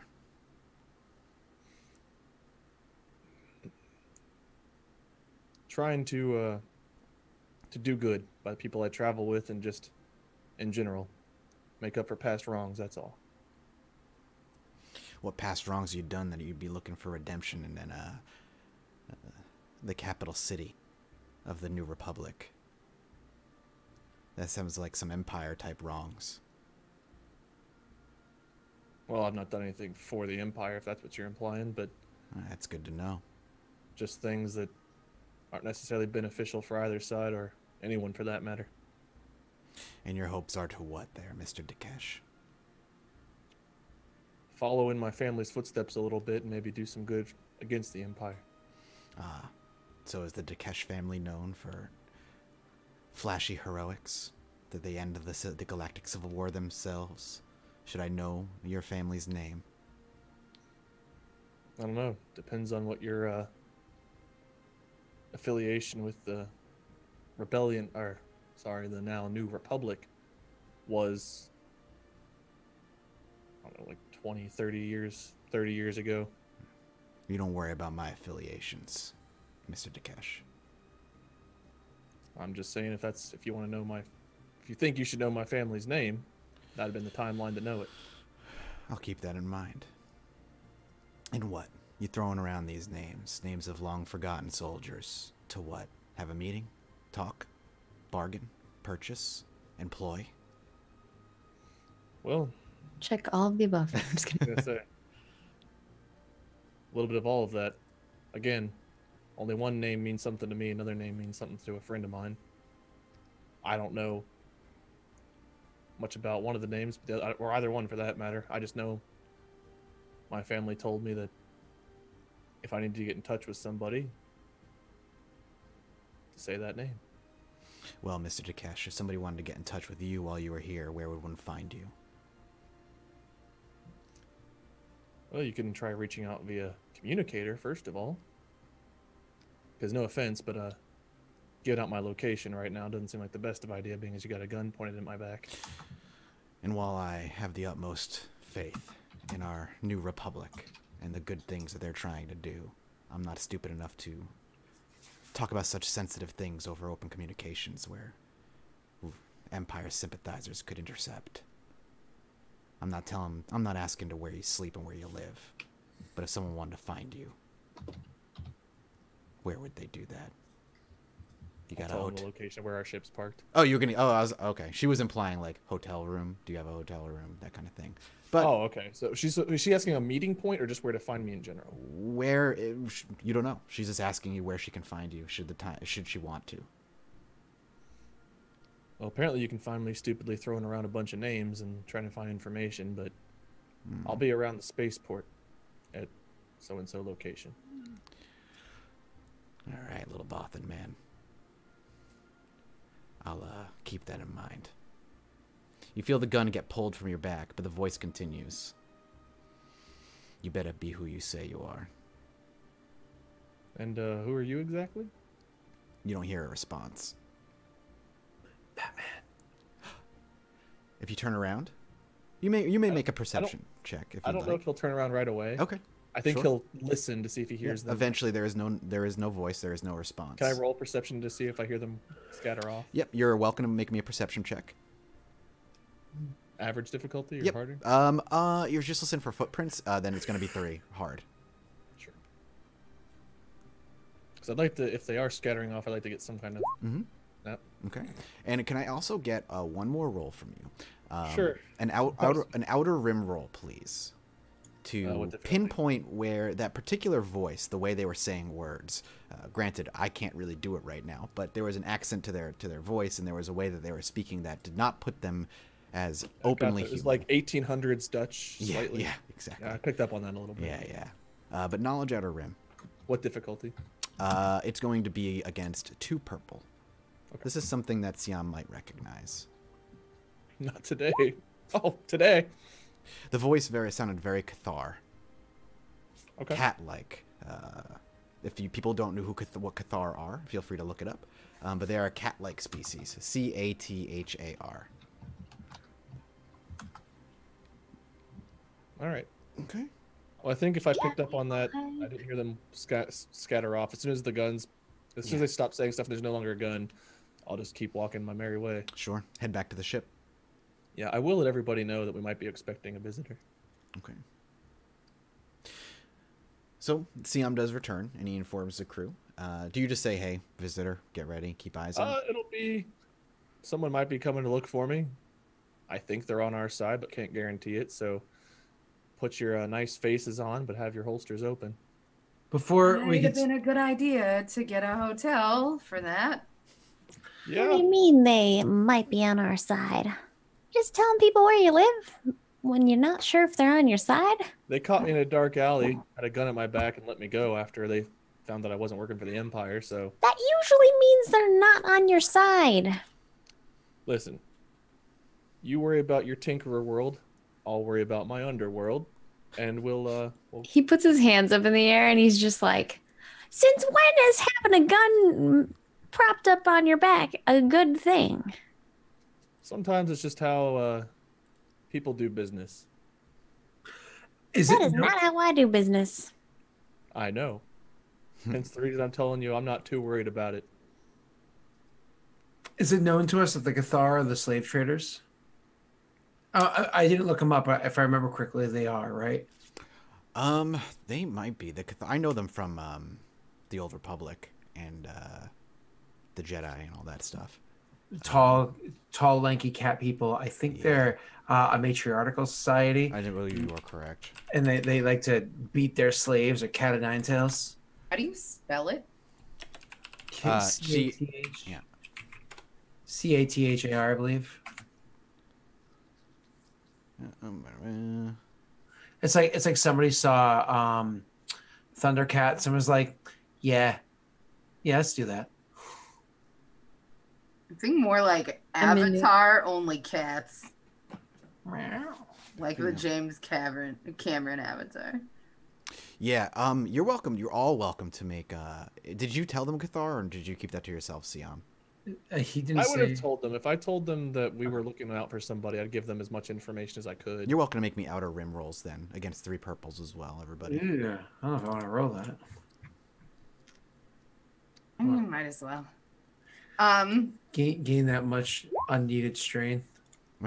Look how much I'm rolling, and Oh, Jesus Christ. I rolled. I have that many points in. Fuck me! That was a costly win. How? The only thing anybody knows You could take it. is Siam. And Siam knows the Cathar species are heavily matriarchal. Ogre and, knows something. Ogre knows that they're cats and he's a dog, so... No, slave traders. Yeah, they didn't slave trade. They enslaved themselves. The females ruled up top and the males were slaves. Okay. And females were occasionally slaves, and if they were considered prize slaves. Just saying, Obi-Wan Kenobi was a slave to them for a long while. Do I know if this was a male or female voice? It was a female voice. Okay. Mm-hmm. Is there like some sort of special mode that I can put the dog in? I can't seem to find that sheet that I had for him before. Say that again? Is there like some sort of special mode that I can put Naboo on to like guard Siam? Oh, like an Overwatch mode. Yeah, you could. He if you just told him to guard Siam, he would. Do What it. the hell? I googled it, and the first thing that popped up was Catharism. I don't know. I'm Actually- totally reading about that later. But that's all. I would do that anytime that Siam slept. Their history of the Cathar and what happened to them, none of you really know. Your knowledge of the Outer Rim worlds is low. So, but yeah, you know they're a matriarchal race for the most part. Yes, Juhani from Kator was a Cathar, correct. Okay. So, I assume Siam mostly sticks around the starport during I this would time. say for like 2 or 3 days, he would stick around, and if no one shows up, then he'd go back to searching, assuming that person decided to piss off, but he'll give him a few days. Give him a few days. Sure, well enough. I think I'll stand outside the front door of the ship and just be like, Thunder! Thunder! Thundercats! Ho! And that summons the Cathar. Just making sure. Bad joke? Okay. Yeah. Well, I mean, I understood it. I don't know if that makes it a bad joke. Bad jokes are ones that you look and go, what? I don't understand. Okay. So you wait for a few days with Ogre standing outside and Korra dictating for Naboo to just guard Siam. Only when he's sleeping. I don't want Sure. like Siam to feel crowded by this robo dog or anything, but Funny that like everyone else is so worried. Siam's like real cool about it. He's like, listen, they had me. I was dead. They could have taken me down a dark alley and shot me. Mm-hmm. But like You're everyone's like not worried about it. You're like, yeah, that's how we do business. And Trig's Yeah. like, what kind of business are you into? He's He was just part now. of that. yeah, Now Trig's like a little concerned, yeah, for even Siam, more it than was he was like, before. that's how I would have done it if I was trying to find it like that. He's like, they handled exactly like I would have. I'm actually respectful of how they did that. It's on your last day. You're about to give up, ready to go back out there and start doing things I guess back to the old-fashioned way. Back boots in the ground, maybe try and deal with politics properly. When a group of 4, all humans, 3 females and a male, walk up to the ship. They're dressed casually. They don't have weapons visible or any of that stuff. And I imagine outside we see Siam. One of the women, she has very short hair, pitch black, and her eyes are equally as black, with the exception obviously of the whites of her eyes. But the pupil looks like it takes up the entirety of her eye, both of her eyes. And she approaches, looks at you, Siam, immediately, and says, "Siam Dakesh." Wondering if you guys were gonna show up. She reaches in. She opens up a pocket on her chest and reaches in and pulls out a device. She's like, "We're not quite sure you are who you say you are yet." Hand. He's like probably like casually standing there or whatever, so he'll just put his paw out. When you put your paw out and you see the Do I see device, what the device yep, is? as soon as the device is visible to you, you realize it is kind of an old school spy like identification device. It pricks you, takes a piece of your a bit of your blood, and runs some diagnostics on it. Yeah, if I recognize it, then sure, I'll Yeah. put my paw out. So then she takes your paw, flips your palm up, places it, and a little prick just kind of shits into your arm real quick, or your hand real quick, draws a little bit of blood, and she pulls it back, and she just starts looking at the screen, and just doesn't break gaze with the screen for a good couple of minutes as she waits for the results to come back. The other 3 in the process kind of keep eyes and watch you. Then after some time, some beeps happen on the device. She nods, she pockets it. She says, "You've been looking for us. We should talk." You want to talk here? You want to talk somewhere else? Is here safe? As far as I know, I've not noticed any. I've not noticed anybody keeping an eye on me. Are you alone out here, Siam, or is there any of your crew nearby? I imagine you guys are probably chilling on the ship. Yeah. If you asked at any point in time, I'd be there. Otherwise, Okay. I'd tell them. Yeah. Crew's on the ship. And they're trustworthy. Again, as far as I know, I've been traveling with one for quite a while. The other two are a little bit more recent, but we all seem to be on the same side. They nod, and they kind of motion for you to lead the way. So I'll walk onto the ship, and just like as I'm walking on, all right, everyone, these guys are with me. We're gonna have a little chat. Do you guys want everyone there, or do you want just me there? I leave that to your decision. The female speaks, and then she does something, a little bracelet on her wrist. She reaches for it, and she flips a switch. And quickly what happens is the hologram that was clearly being projected over her entire body falls away, and a Cathari woman stands before you. I don't know. I imagine he's familiar with a lot of different, like maybe he doesn't know that exact device, but I'm sure he's. Sure. But you've seen familiar. you've seen similar things in your upbringing. In my family, I'm sure like would have been like, okay, if this happens, we're gonna do this, and we've got these things, like you know. So I think he won't even show much of a reaction. He'll just motion. All right. It's like, all Cora right. would try to play it cool, but she would have been really excited by that. So And then she would like motion everybody to the passenger lounge. the other three remain human, and they follow the Cathari woman lockstep. They have incredible posture, and they look and they just kind of look to her for guidance. As you lead them over maybe the common area or whatnot, she just looks to you, Siam. She's like, understand that you're only getting a meeting because of your father. The sacrifices he made are part of the reason the war went the way it did. You have our ear. Make it worth it. Well, the reason I was looking for you is because I want to make it worth it. I've strayed a little bit too far, and I think it's time I rein myself back in and try to walk in my dad's footsteps a little bit. My companions here don't know that much about my family. I've not shared the details with them. They're about to become rather intimately familiar then. I accept that, but I'm sure, as you know, we don't really let much away from the vest. So I haven't told them all these details, but it's just so everyone's aware. My father was a spy for the rebellion, and he died helping bring down one of the Empire's super weapons. The Death Star. Yeah. So, I've been looking for you for a couple of reasons. I'm assuming I don't know what the name was. I'm assuming this is so-and-so. He's gonna ask that.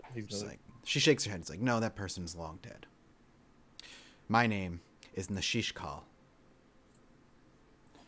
I was her Can I ask protege. your affiliation with my father or the rebellion or? Didn't know your father personally, but she reaches in and pulls out a badge, a metallic badge that has the rebel symbol on it, not the New Republic, specifically the rebellion symbol. And she kind of places it firmly on the table. She's like, this is handed down to me by the one you were speaking about. She knew him. I did not, but I have heard stories. Just before I go out giving much more information than I already have, it's just nice to know, who I'm talking to and that you're on the same side you claim to be too. She's like, that's the evidence, all the evidence you need. I work for the rebellion.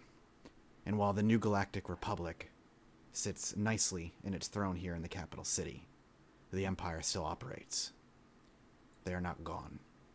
And the New Galactic Republic does everything they can by the books to take care of that.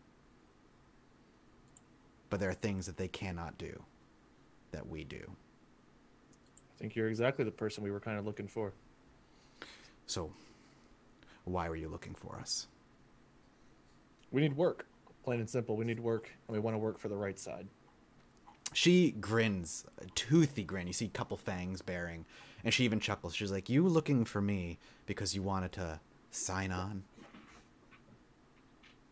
He'll kind of glance to everybody. Yeah.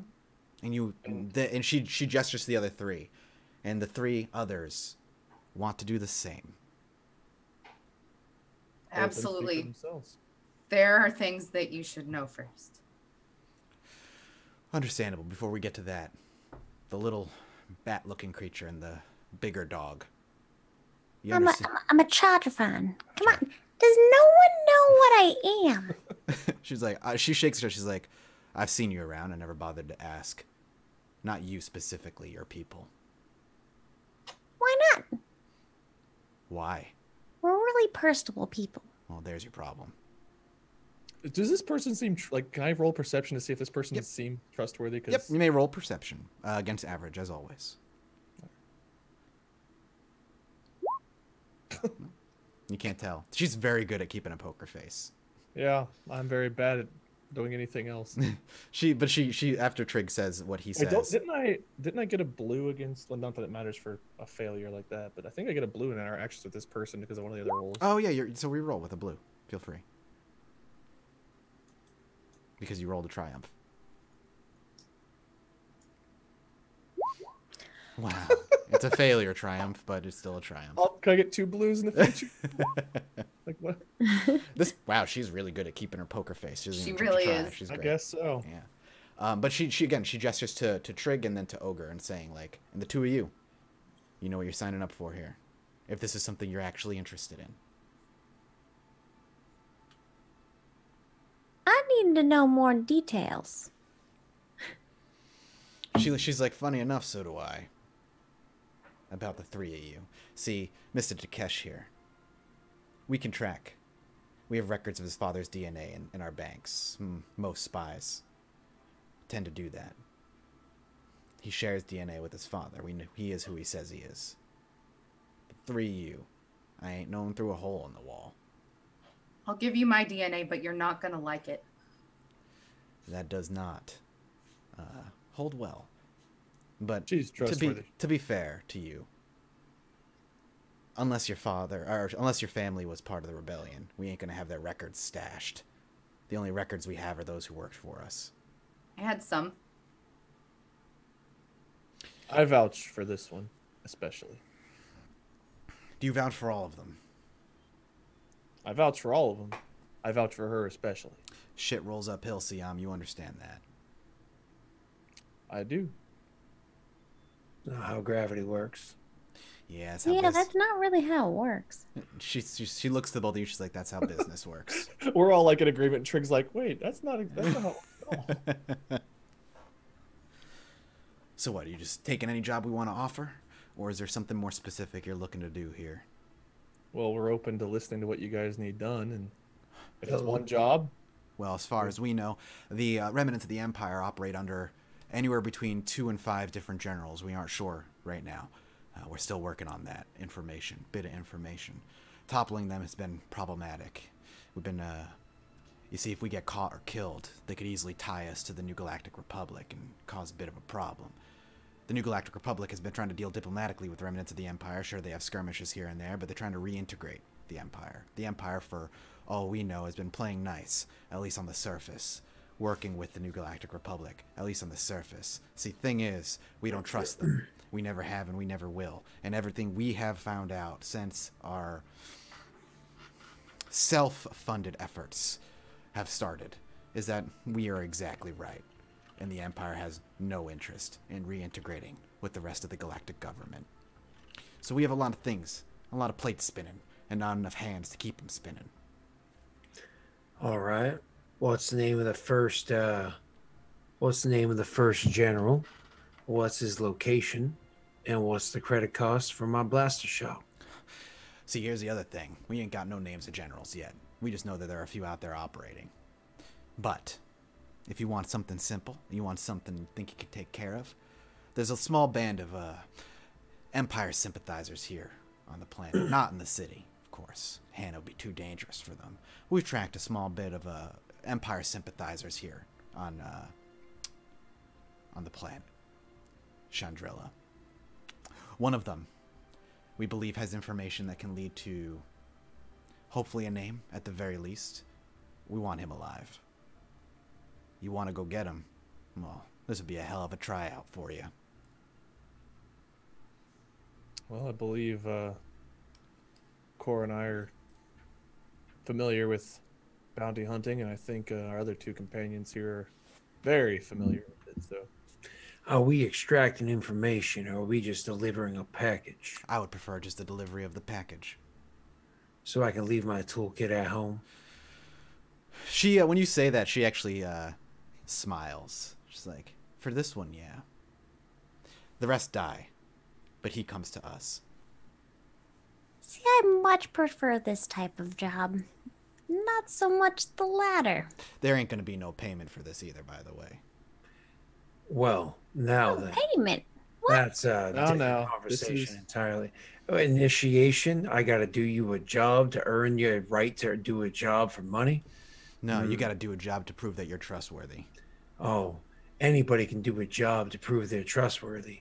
That's the easiest thing in the world. You'd think. Not a lot of people would do this job if they didn't stand for what these people stand for. Murder don't come Wow. easy to a lot. I don't care all the stars in the sky what your people stand for. I'm here for a job and to earn some credits doing it now. And I turn to Siam and I say, unless, of course, you're kissing the ground that their sluggish bodies are dragging themselves on.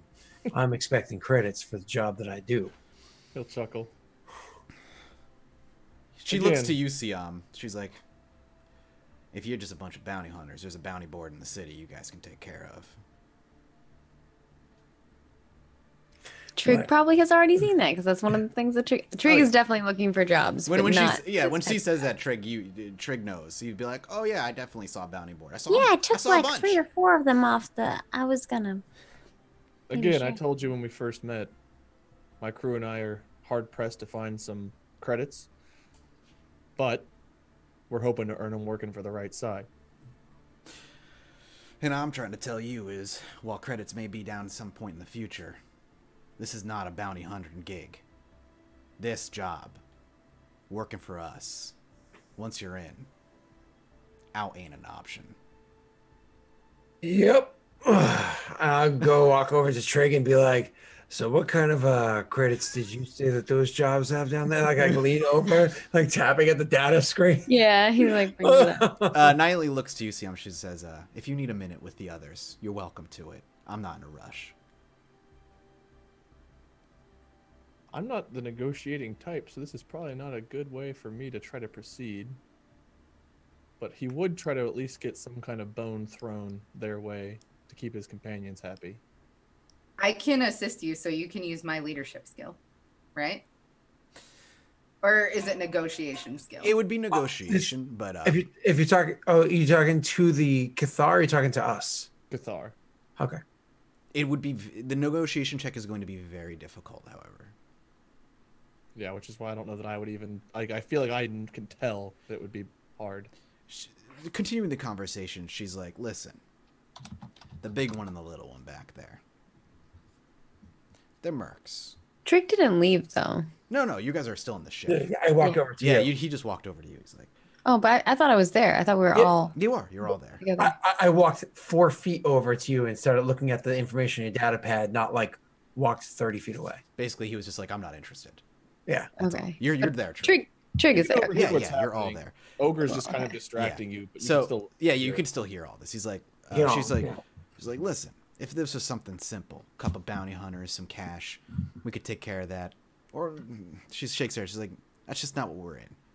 The information. I'm sure it won't take them long to realize that this is our ship and that we're doing this job for you for no credits.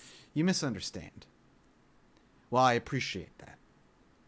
The type of information the four of you may come across, or most definitely will if you continue to work for us, is information that I don't know if I trust a couple of mercs having.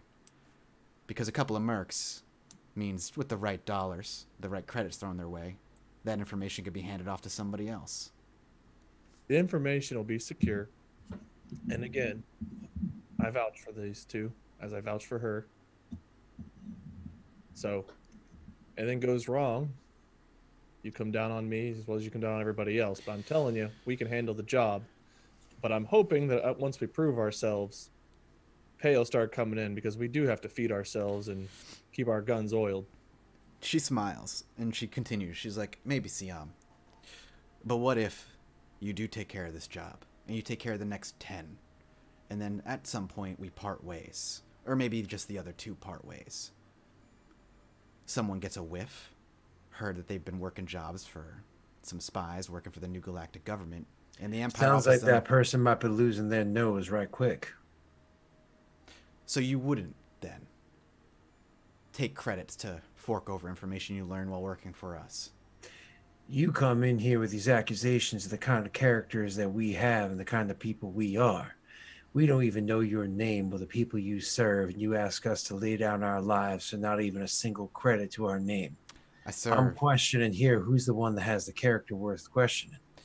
She's like, you have my name. Besides, I know slavery inside and out. I've done my time. The idea that I join up with some sort of organization that then owns my life, the jobs that I do, when I stop breathing, well, I'm sorry. That there is slavery. A lot of them call those things cults too. Quite a bit of history of that. I don't know much about what a cult is. It makes me think maybe a 4-legged creature that runs real fast, but Well, there's also one of those. You There's are actually quite a few species that call their. He's like going on. you are actively joining a war if you work for us. I ain't afraid of no war. Wars don't stop. I'm afraid just of war. Wars don't stop just. Oh God. She continues. She says, "Wars don't stop just because you stop taking the jobs. Everything you learn on those jobs will permanently be in your mind. When I say you don't get out, doesn't mean that we have a ownership over you. It just means that you've done stuff for us, and there will forever be people hunting you down because you know things." We've already done stuff for you. You just don't know it yet. We've had some. So when I We've done say, we made some dents into the Empire. that's, she smiles. She's like, good. I'm glad to hear that. But when I say there's no out, not from us, from the enemies you make along the way. And I don't want to risk that those enemies offer you enough credits that you're willing to peacefully spill your guts. We I all prefer to keep my guts intact. What's your assurance policy that we do this job right? We do the next 10 jobs right. And then somewhere down the line, myself and the other little one over here decides to part our ways, even if the other 2 stay. What's your assurance policy in that scenario? She merely looks you in the eyes and says, our insurance policy is we ain't the Empire. We don't operate that way. Oh, that sounds nice on a piece of paper. I spent my whole life fighting the Empire. With or without you, I'm going to continue. And I spent my whole life surviving. With or without you, I'm going to continue. So understand, if someone comes with a whiff of the information I have, no matter where I got it from, they lose a nose, no matter how many whiskers are on it. And what if those people who have a whiff come with a boatload of credits? I don't care about no credits for information. I care about credits for a job. Now that's what I'm asking for here. You give me a job, I do that job, I get my credits. I ain't selling no information. That's a game you do not want to get into. When you say that, she actually just very slowly glances at Siam. Do you remember what your father did? Information selling was his business. Ogre here works in a different kind of business. Perhaps then, the 4 of you should take the night. Talk it over. We'll be back tomorrow. We just need to know before you go. We'll do your initiation job. But jobs after that, again. Payment comes, but also understand, our operation isn't rolling in credits either. You do this for the good of the galaxy. We just want to be able to afford to do it for the good of the galaxy. We're We're not asking to become rich. Then talk it over with your friends. We'll be back tomorrow for a final decision. She reaches up to her wrist, flips the same device. She becomes that same female human that you saw before, smiles at you, says, "It was nice meeting you. And she leaves with her crew. Before she walks up completely out, I'll say, before you It's a go, super rare device. Trig is like, yeah, I am the shit out of that device. It was invented by by one person, so it's super rare. It's a very Before you high go, magical item. Does the New Republic 20,000 credits. acknowledge the existence of this group, or do you guys operate completely independent? Officially? I have no idea what you're talking about. I don't mean officially. Appraisal wise, how much is that thing worth? Oh God. I think it's at least 20,000 Yeah. credits. Restricted. It's a rarity 1. Rarity 9. Or No. other way around. The higher end, yeah. What is the item called? I can't. Personal something. I have to look it up for you, because it's it was made by one of the Sniv people. What's that race? The Sniv. Yeah. Yeah, I know what you're talking about. The Sniv something. Or Okay, I'll wait for Siam to finish when you his say conversation. Sniv, I want to say Svirfnevlin, but I know this is D&D. Continue, Siam. Snivian? You just said officially. You don't know what I'm talking about. I said, Yeah. I don't officially. Oh, then don't worry about that. The other answer.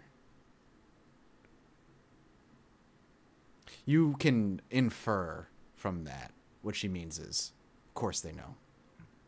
Okay. But nothing on the books. And one last thing. We've only covered one name. The other name I was talking about. Yeah, she says, Rithai. What about him? He'll look to Cora like, if you want to talk about what that name means. What name are you giving? The one from... Oh, you're talking We about talked the... about the name Niley. Oh, I thought you were talking about the other one. Niley is the name you give. Yeah.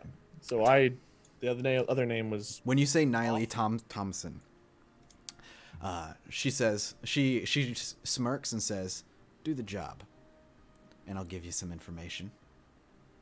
Tom, You just, if you're in contact with Niley, tell them that Jonatol's niece looks forward to meeting them.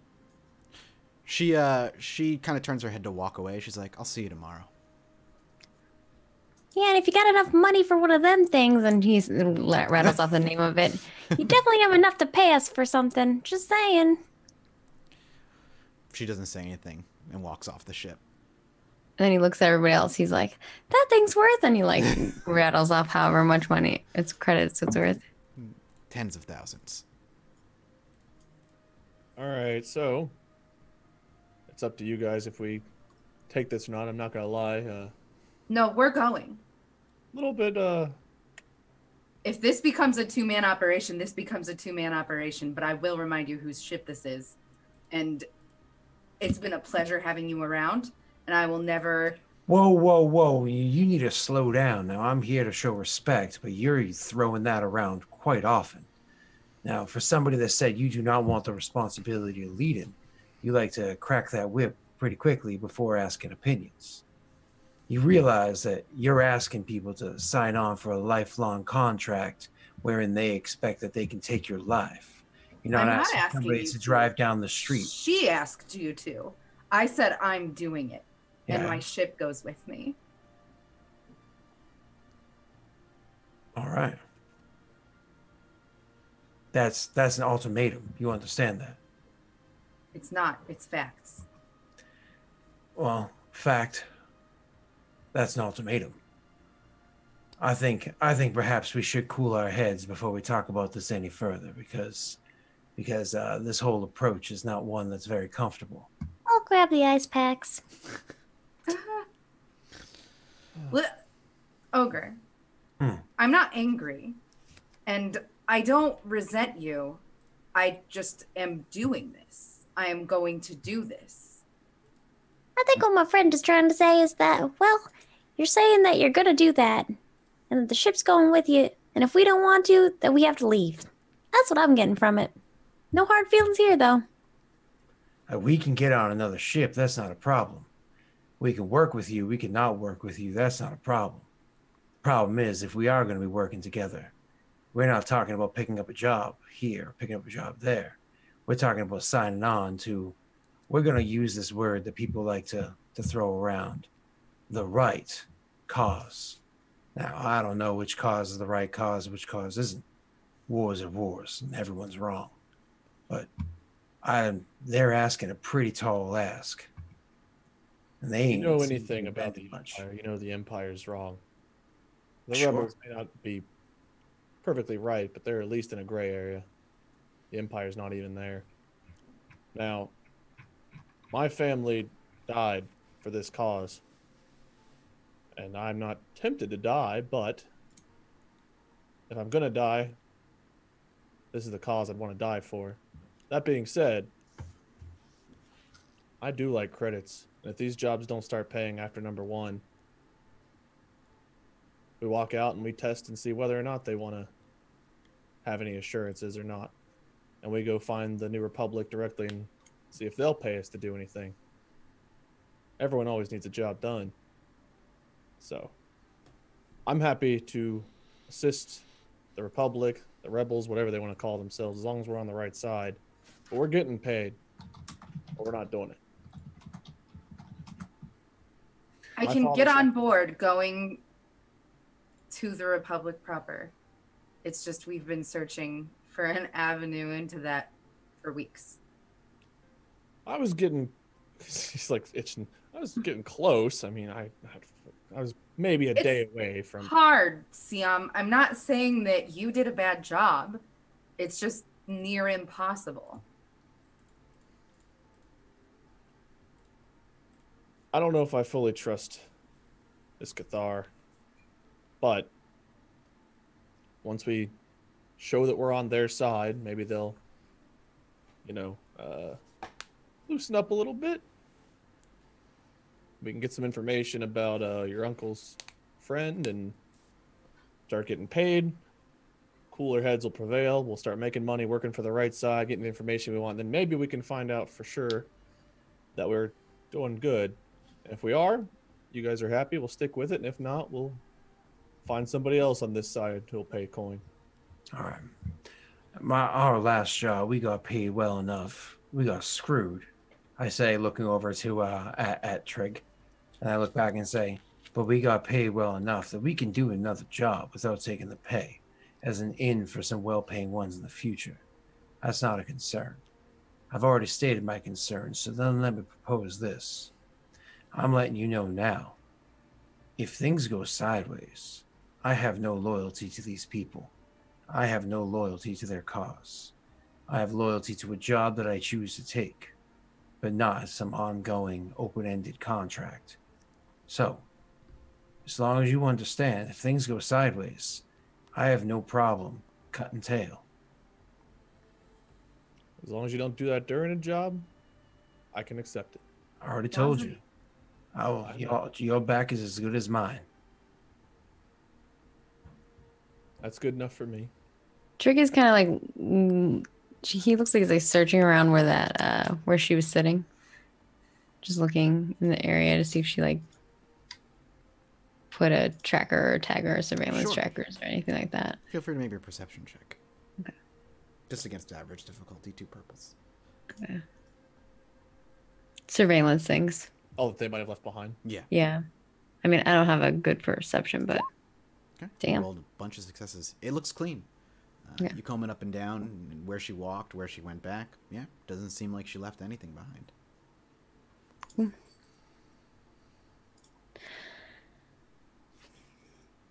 So we take this one job, we see where it leads, and we make a decision then. Sound right to everybody? I'm willing. Tell me You just this. said that. Why them specifically? I'm sorry, Maggie, I didn't understand you. Tell me this. Why them specifically? Rebels in general, or why this particular group of rebels? This particular group.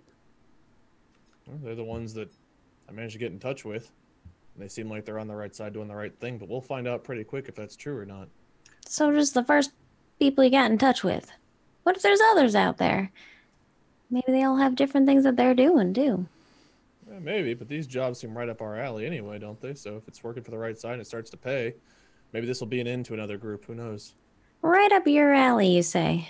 I'm beginning to wonder what the two of you, well, 3 of you have been up to. What is it exactly that you've done for jobs? See, I don't really care for the taking of lives, and I get it. I know, Ogre, you're welcome you like doing that kind of thing, but that's just not my thing. I think lives are, well, they're meant to be cherished. It's Well, a you know miracle what? that any of us exist. You know what the New Republic stands for? The Rebel Alliance stood for. But maybe there's another way that we can help. I mean, diplomatic ways instead of fighting people and killing each other.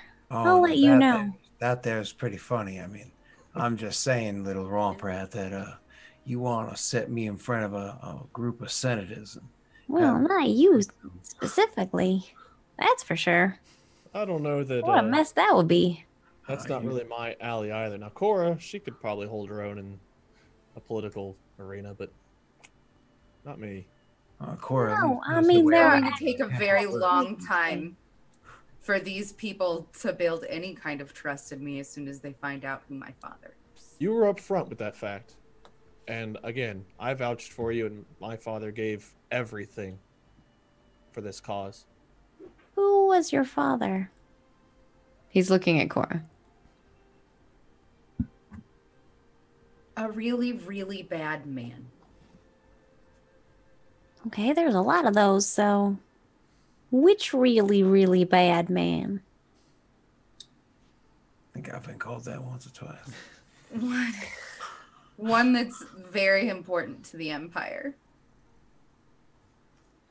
He's waiting, like as if he's waiting for an answer or a name. I just am not ready to talk about it yet. Well, You expect us to just trust everything after, well, facts like that? I mean, for me, I guess if you're expecting me to have trust, I would expect you to have the same. It's not about trusting you, because I trust you. It's But not about enough. not being ready to talk about that. well, I'm just hoping that whoever it is we capture and deliver back is ready to talk. Otherwise, they're going to be finding themselves into a very, very uncomfortable, not Empire situation. Well, I think that's probably going to happen anyway, looking at how they handle things. Well, just anytime I find myself working with people that see things through some amber glasses or opaque screens, I like to shadow them so we all know that out that window, nothing but searing light. I'm ready for the job. As long as we all come to our terms, I'm ready to do the job. I just want to reiterate that she said that this isn't just a job. I'm aware of what she said. I don't like that we're treating this like something we can walk away from once we do this job. Well, we can walk away from them. She told us that it's the Empire, basically, that'll forever be after us. But I mean, that's already true. That was a lie. You know who'd be after us. You know who would know our location. Well, I don't. I like to think that the cause my father died for is better than that. But in either case, whoever came after us, we'd be ready.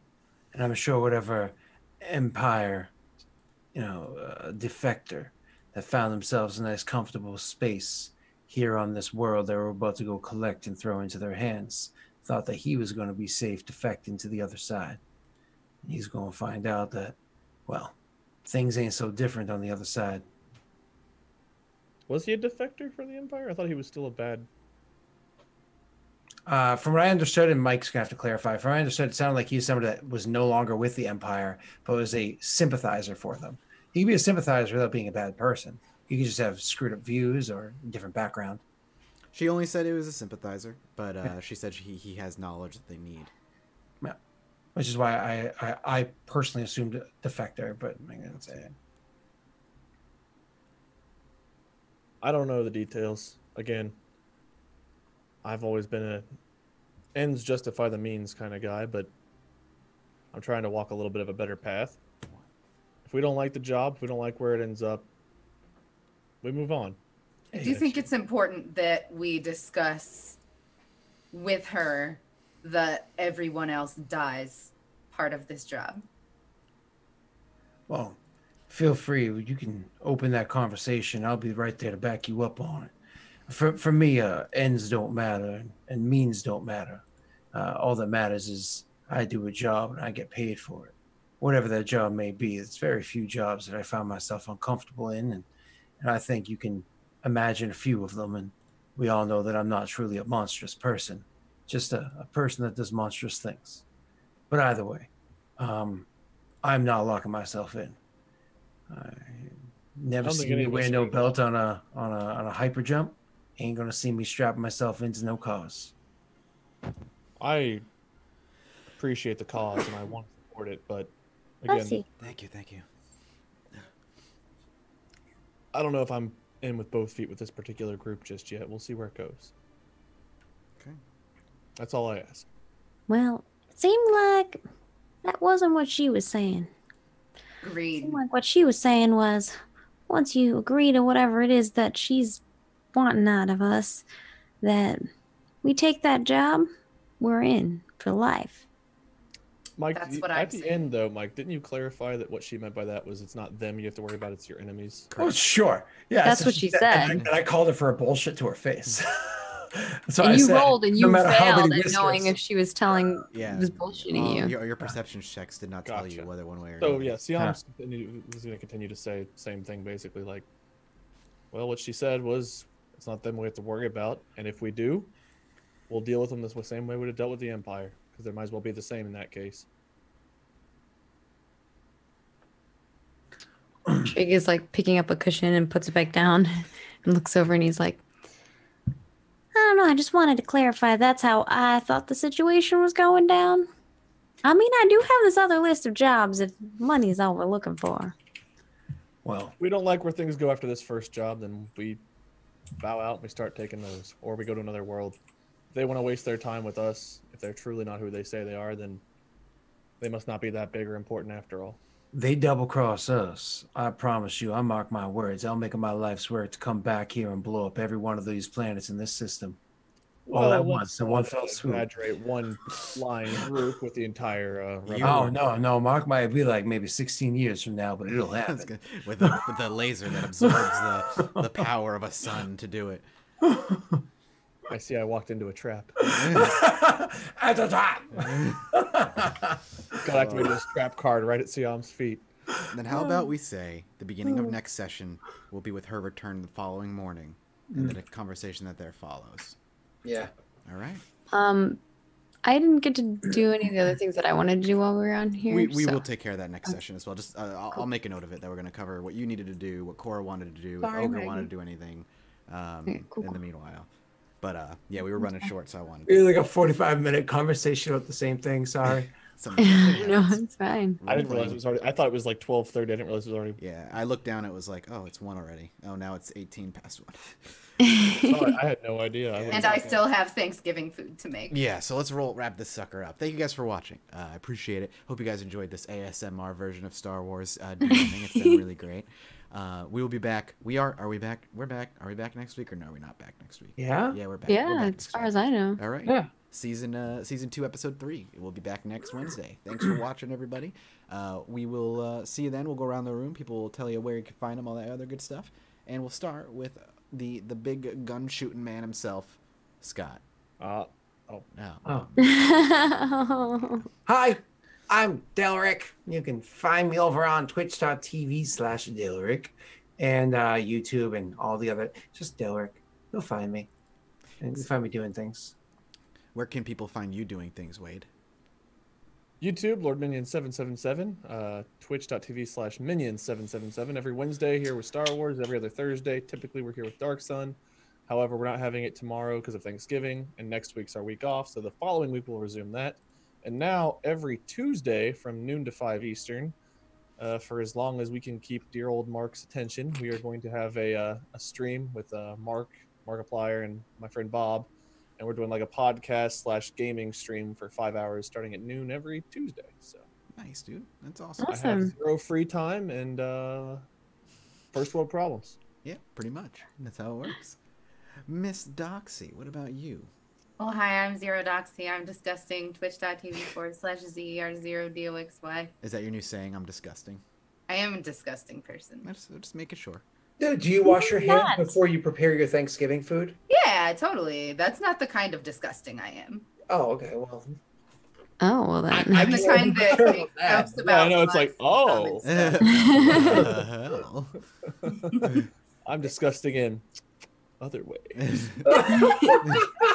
And just like everybody else, Maggie is the biggest woman in the world. So Maggie, what are you going to be up to this next week or so? I'm like the smallest person here, probably. But you're very busy all the time. You do a lot of stuff.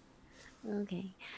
You can find me at Margaret Crone in all of the places. I'm streaming every day except for Friday. Except for this week, I'm streaming every single day because Thanksgiving and I got time off. So that means I'm streaming a lot. Tomorrow I'll be doing a 12-hour stream for Thanksgiving. It's going to be fun. It's going to be crazy. My boyfriend's going to eat a jalapeno or habanero pepper.